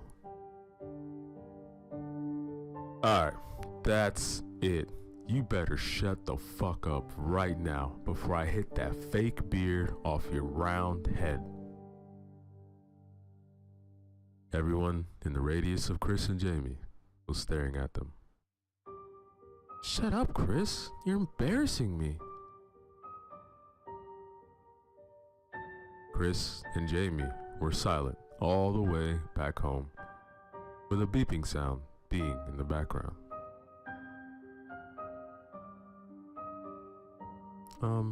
Do you want to talk about the mall or not? No, I don't know what was happening to me back there.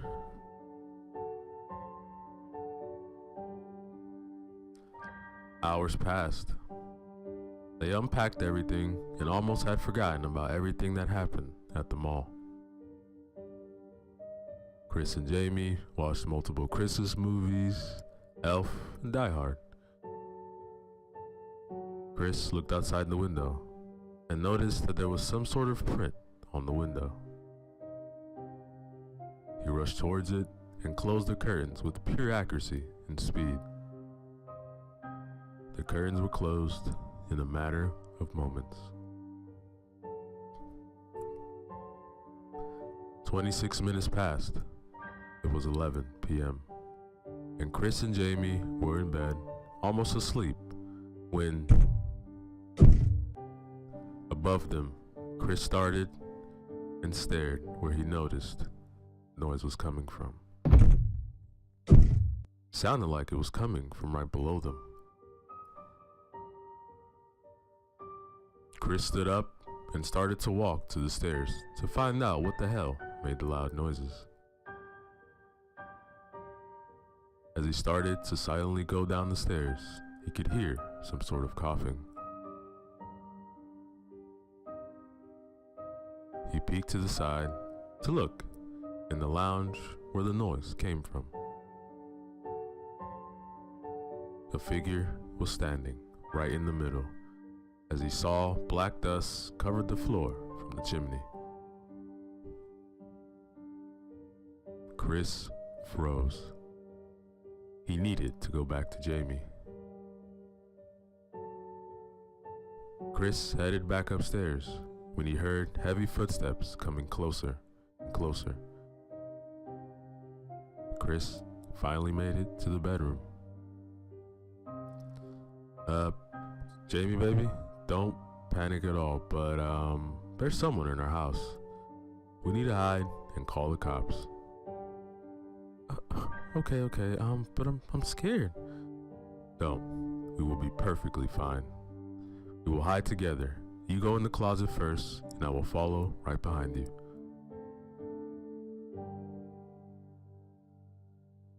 Jamie comfortable, and now she started to calm down with every breath. She turned to face the closet door where Chris was standing.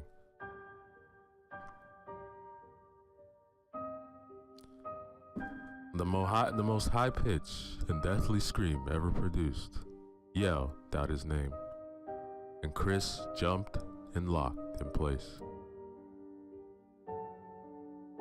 He tried to twist as fast as he could, but he was face to face with the 6'2" man, eyes bloodshot, fully widened, heavy breathing, with anger raised inside of him. Mouth converted into a deadly angered movement. In his hand, a wooden bat that had red marks covered in the end. As Chris just noticed, he fell to the floor, creating a boom of sound of an earthquake. Black covered his eyes. Chris woke up seconds later, eyes bobbing up and down.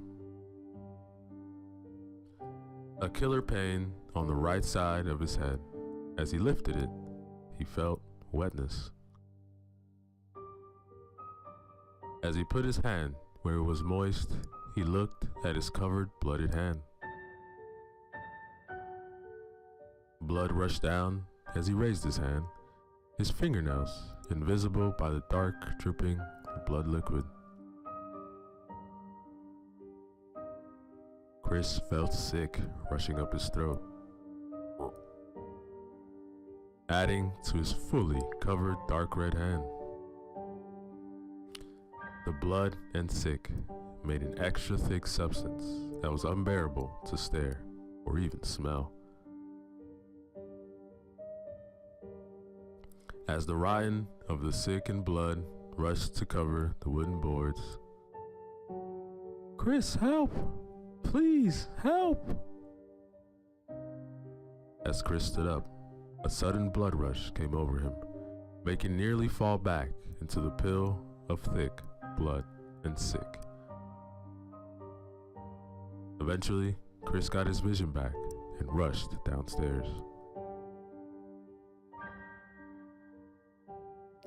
Nearly falling down the steps, every second he was wondering what is happening to Jamie.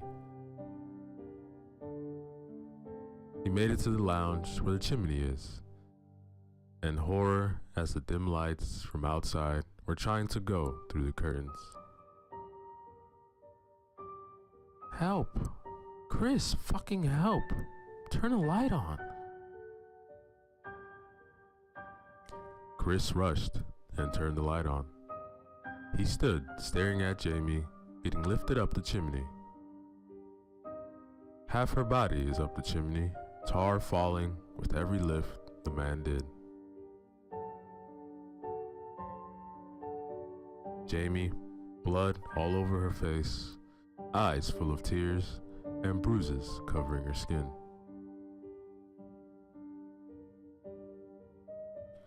Chris rushed to grab her hand and pull her down.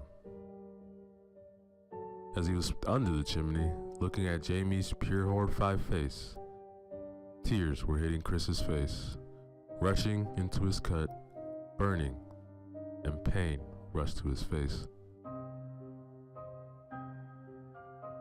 Chris looked past Jamie's horrid face. The Santa was fully black, and all the white fur from the Santa's coat was now a dark red. No part of the suit was at all white. Chris, let go.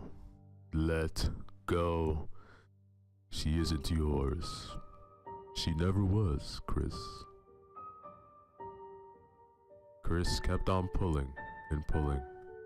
Meanwhile, Santa was pulling and pulling, and he had much more strength compared to Chris.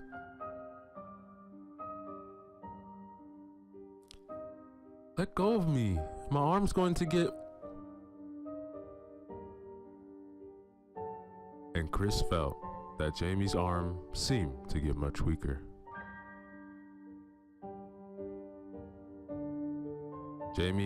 Chris then looked up at Jamie's arm, and it was floppy and moved with no control.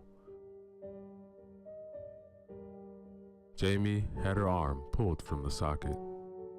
It was loose and had zero control. Then Chris began to become weak.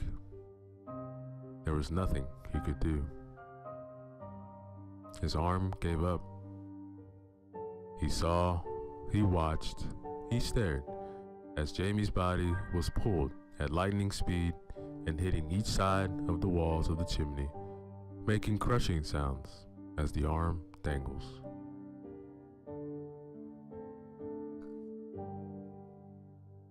They reached the very top. It was silent. Chris just kept staring straight up. All he could see was the Santa and his glowing red eyes looking straight down, and waved with the biggest grin spread across his face.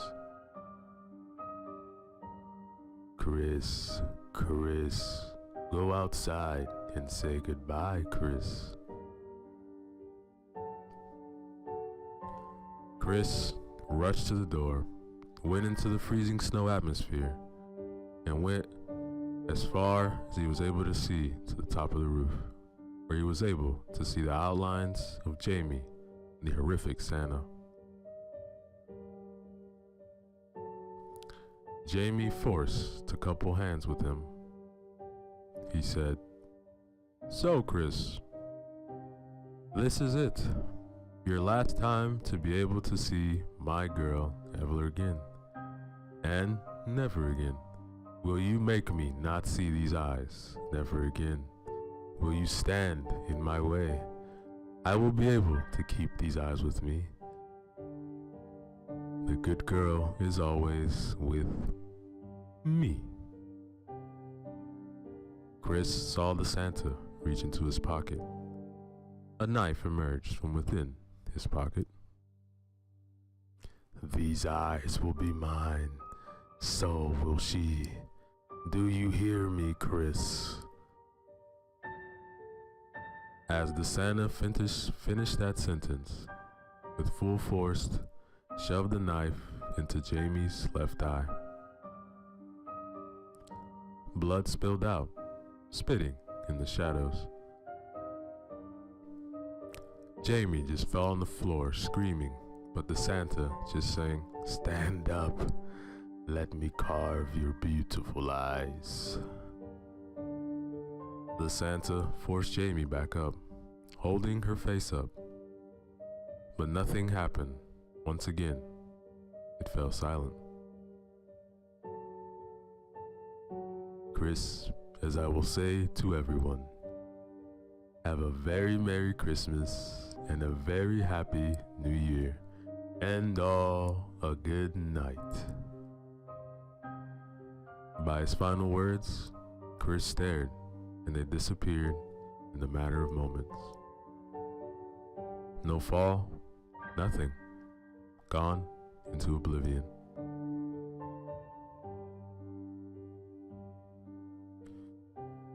Chris turned the music off and opened the box. To his pure shock, it was a blood-covered, pulsating eye. Staring right into his own, the inside of the box, filled and splattered with thick, red, dark blood. The revolting eye moved side to side in the box, as if moved to banked. It was horrifying.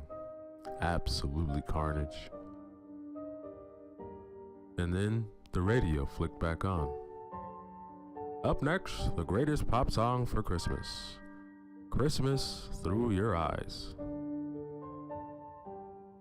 Chris's eyes widened, just listening as the song played in his ears. Wind tickled his neck. Chris, thank you. She is such a good girl. And that, ladies and gentlemen, is the end of our story.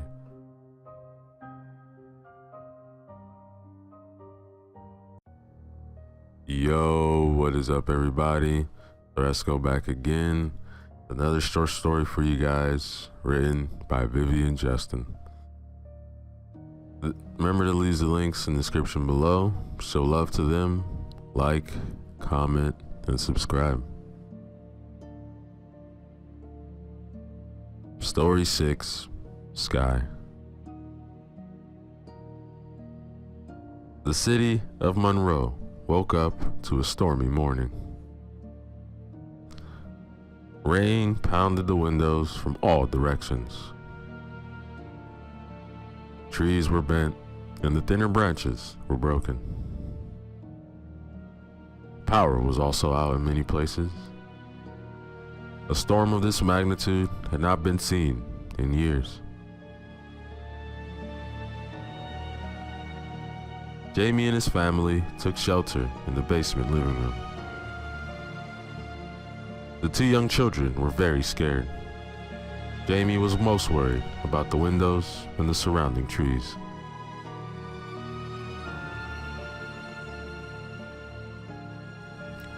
The fierce winds had stopped and the rain had stopped, so Jamie and his family went upstairs in peace. Jamie looked at the damage. His house had escaped unscathed, with only some damage to the garden.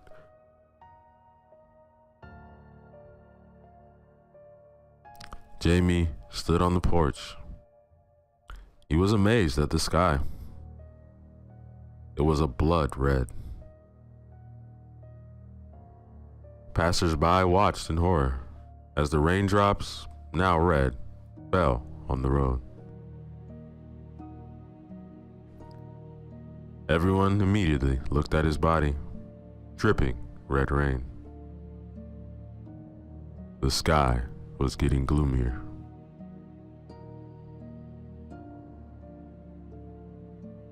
Jamie gasped for air.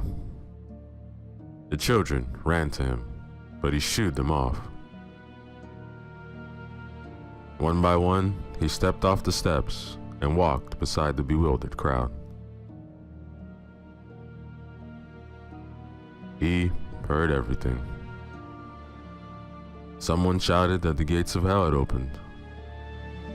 Others thought the unusual phenomenon was a curse from God because people were living in sin. Someone else wanted to draw parallels with meteorology.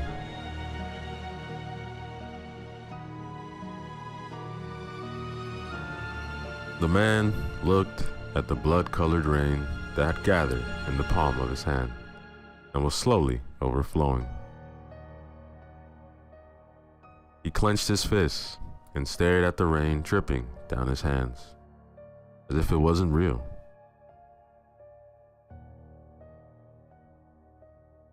A golden crack, about 1.5 meters across, appeared in the sky. Everyone watched with open mouths. Some people ran away, trying to escape the kill, while others had their feet rooted to the ground.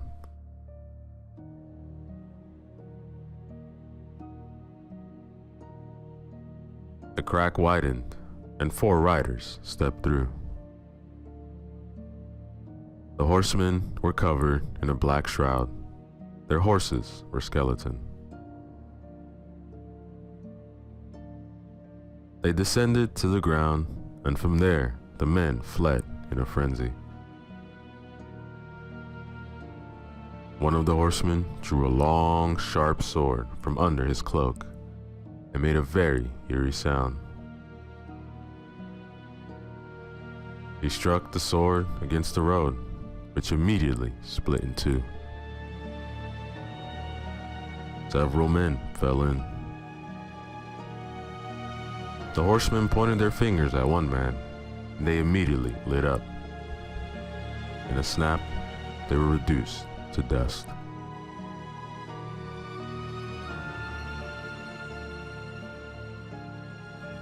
Jamie rushed into the house, and with 2 children in his arms, hurried down the cellar. They locked themselves in as he worked to calm the little ones. One of the men in black stood in front of the mayor. He cut him in half with a swing of his sword. Another set the houses on fires. Next thing you know, the streets were empty. The vast majority were already dead. Others were hiding. Then the rider raised his hand to the sky, clapped his hands. Next thing you know, all who were hiding were seized by the invisible force that led them straight to the horsemen.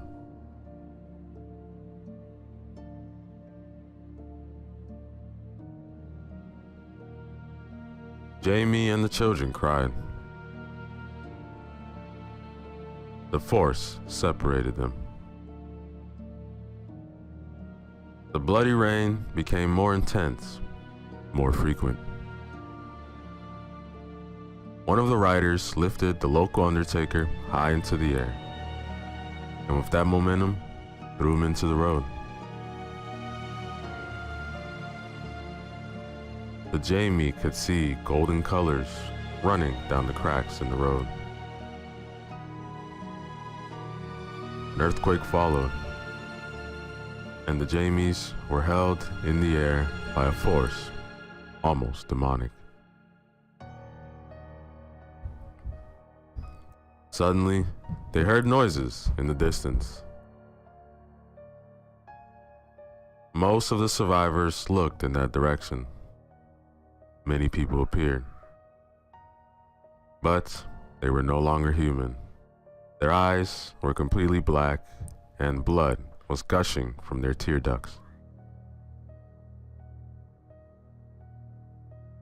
They surrounded the riders, and one after another, they picked out the men from the invisible force. Jamie looked worriedly at his children. He looked down and saw below him 2 black-eyed men tearing his neighbor to pieces. Body parts were flying everywhere. Jamie gasped for air. With only 5 of them left, Jamie thought of escape, but the force would not let him move. He looked desperately ahead of him, straight behind the rider's cloak. Their black eyes flicked down at the children. Jamie screamed, but all in vain.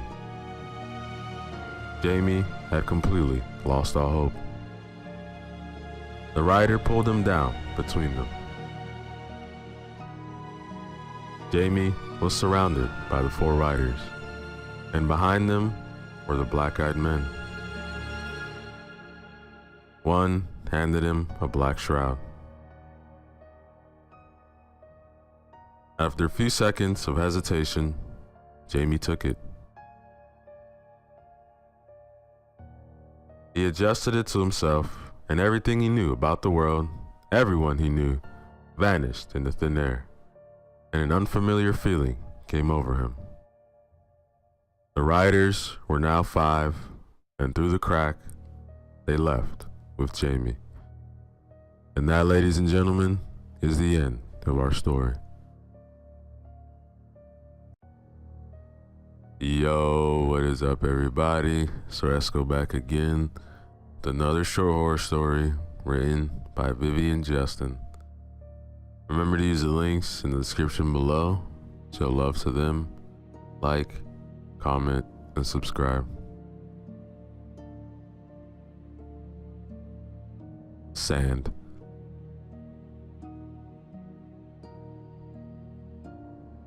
They had no idea where they were, but they must have turned off somewhere. The map was useless here, as there were so many side roads that were not marked. Gordon, as the now slowly retiring archaeologist, was the guide. 6 university students had volunteered to accompany him on this research in the hope for a better grade. They were cold to what Gordon was explaining, just blindly following the man, who also didn't know where they were going at the moment. The catacombs of the abandoned church were chilling. Sometimes they walked in narrow places, sometimes in water, and sometimes they seemed to be going uphill.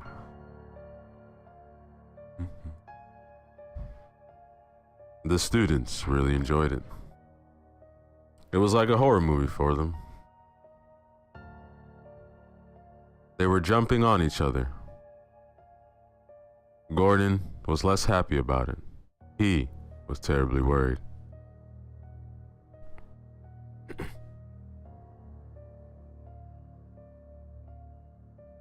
The road narrowed, and there was only a narrow opening to crawl straight through.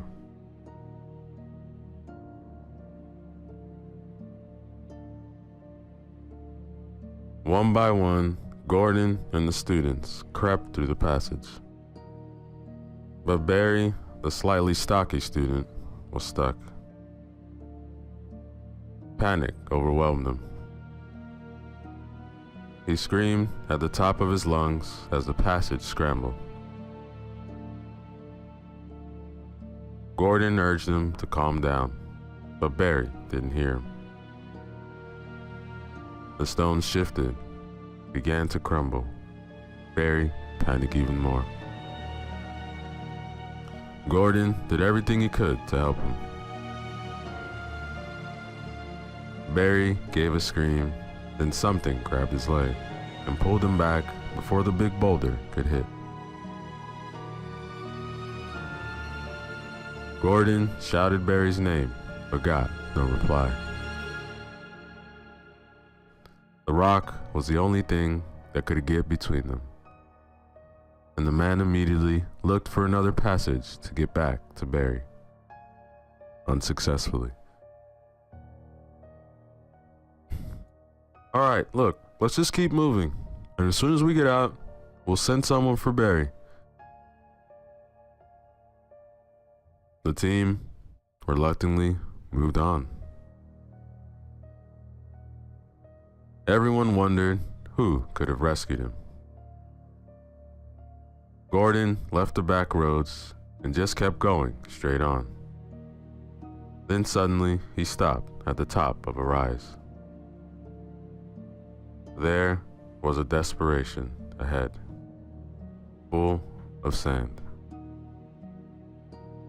He climbed down and started walking. He waved to the students, and one by one, they cautiously climbed down. They were almost halfway down when Gordon stopped and looked at the depression. He reached for the map and pointed in one direction. Then Kate burst in a huge shout. Something had cut her ankle. They were all startled. Gordon crawled as far as he could across the sand to her. suddenly 2 horns emerged from the sand, followed shortly after by a body. Everyone watched in amazement. On its head were 2 sharp horns, one of which was decorated with Barry's body. His face was like a skull of a hippopotamus. It had a slender yet strong body with long claws on 3 of its fingers. A creature, almost 10 feet tall, began to roar.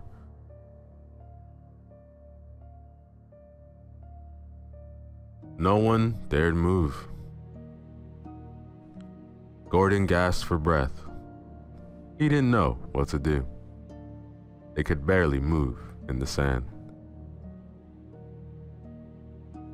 Suddenly, the creature's roar stopped, and with one finger, it pierced Kate's body completely.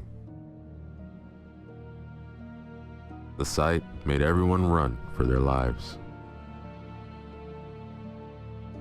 It lifted the body to its mouth and sucked all the blood out of its lifeless body where it had pierced it, and then simply threw it into the sand.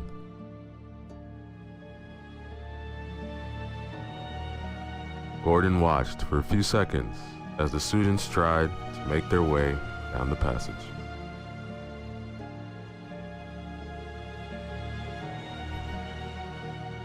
The monster lifted its feet out of the sand, and with that momentum, he stomped on one of the students under the sand. He lifted it up between its fingers and, finding it still alive, threw it hard against the wall. The wall shook and debris fell into the sand. By the time Gordon realized that only 3 of his students were still alive, the monster had picked Mike up again and bared his sharp teeth, mauled him to pieces. What a massacre, Gordon thought to himself. Honestly, he saw no chance of survival, but he relaxed a little when he saw that 2 students were already close to the corridor. He took his chance and worked to distract them. He was shouting and shouting, but the monster was still munching on Mike's body. Gordon climbed to the front of one of the passageways, trying to get his attention.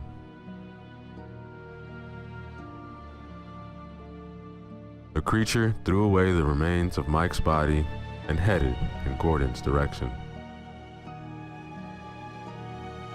As soon as he saw his students in the cavern, he felt a warm sensation. The creature had sliced through both knees with a flick of its fingers. The man screamed and immediately fell. All he could do was look at his severed body parts.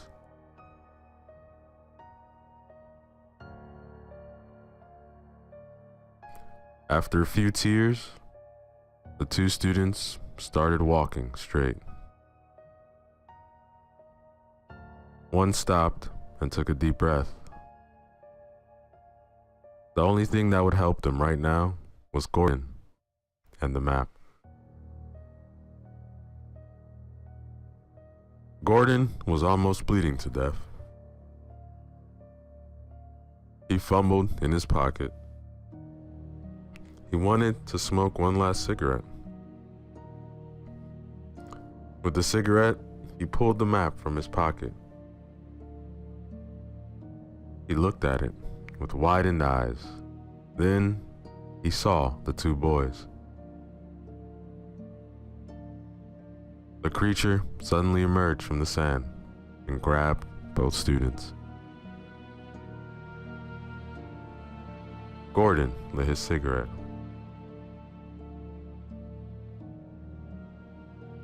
I'm only here for you. And lo and behold, you're real." He pointed in the direction of the monster. A delighted smile came over his face.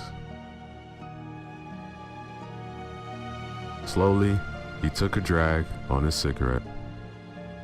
He watched as he tore the two bodies to pieces.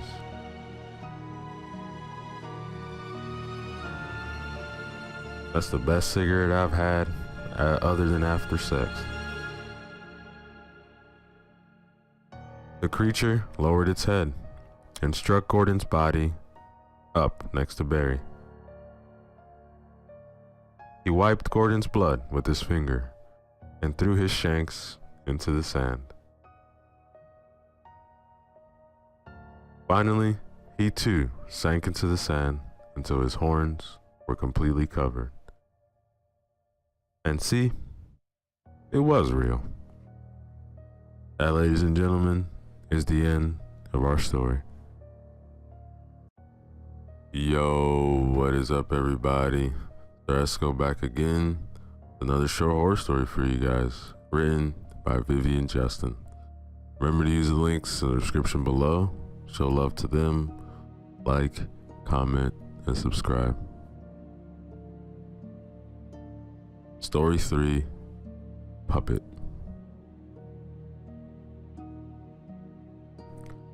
Joanne had a reputation as a successful young singer. She launched one album after another, one concert after another. She had all the tools to become a world-famous artist. Her manager and her father did everything possible to ensure that her daughter made as much money as possible. He saw only money in her talent. He took full advantage of his daughter, who enjoyed the attention of her father regardless of everything.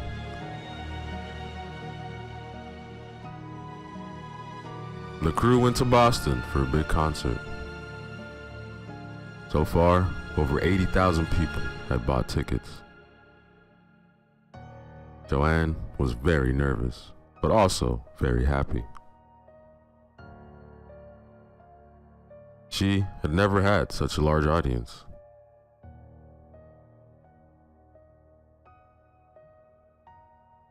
On the eve of the concert, the crew noticed that Joanne was acting strangely.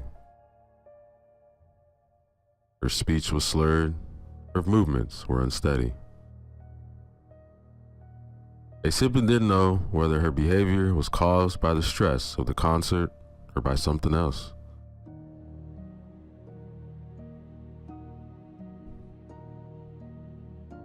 Everyone had gone to bed when Greg heard a noise coming from behind his bedroom door. He slowly climbed out of bed and headed upstairs. He wiped his eyes and walked straight to the door. He opened it, but was greeted by emptiness. When he laid back down, the same noise filtered into the room. He pushed open the door and bumped into Joanne at the foot of the corridor walls. Greg carried her into the room and laid her on her bed. Joanne just stared at the ceiling with a shaky face. With half an ear, he could hear the man calling to him. But he simply could not answer. There was just no strength in him. It was as if he had been simply switched off.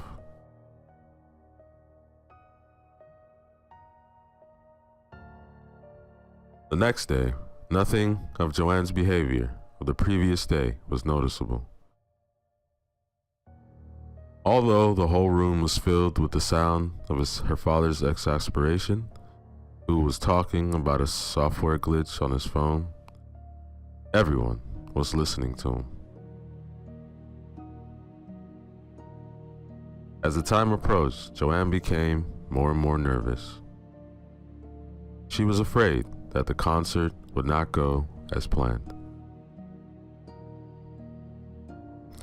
Somehow, she felt that her limbs were not moving as she would have liked, and her speech changed from one moment to the next.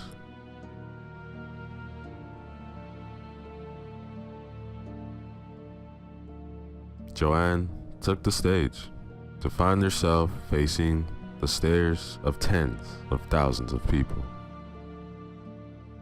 She found it shocking. One song followed another, but she wasn't sure what she was doing. She deduced from the huge cheers that she was doing what she was doing well. The audience went wild and applauded happily in the air for their favorite star. The light show was just icing on the cake.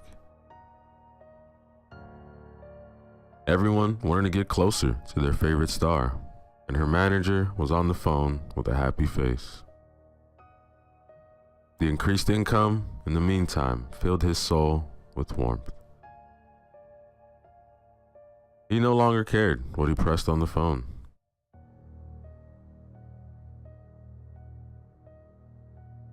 Joanne suddenly stumbled, but corrected the slip without attracting attention. She was losing more and more control over her own body. Suddenly, a strange feeling came over her. It was like a time bomb had gone off. The manager jumped into his car and left the venue before the concert was over, watching the action from a distance of about 2 kilometers.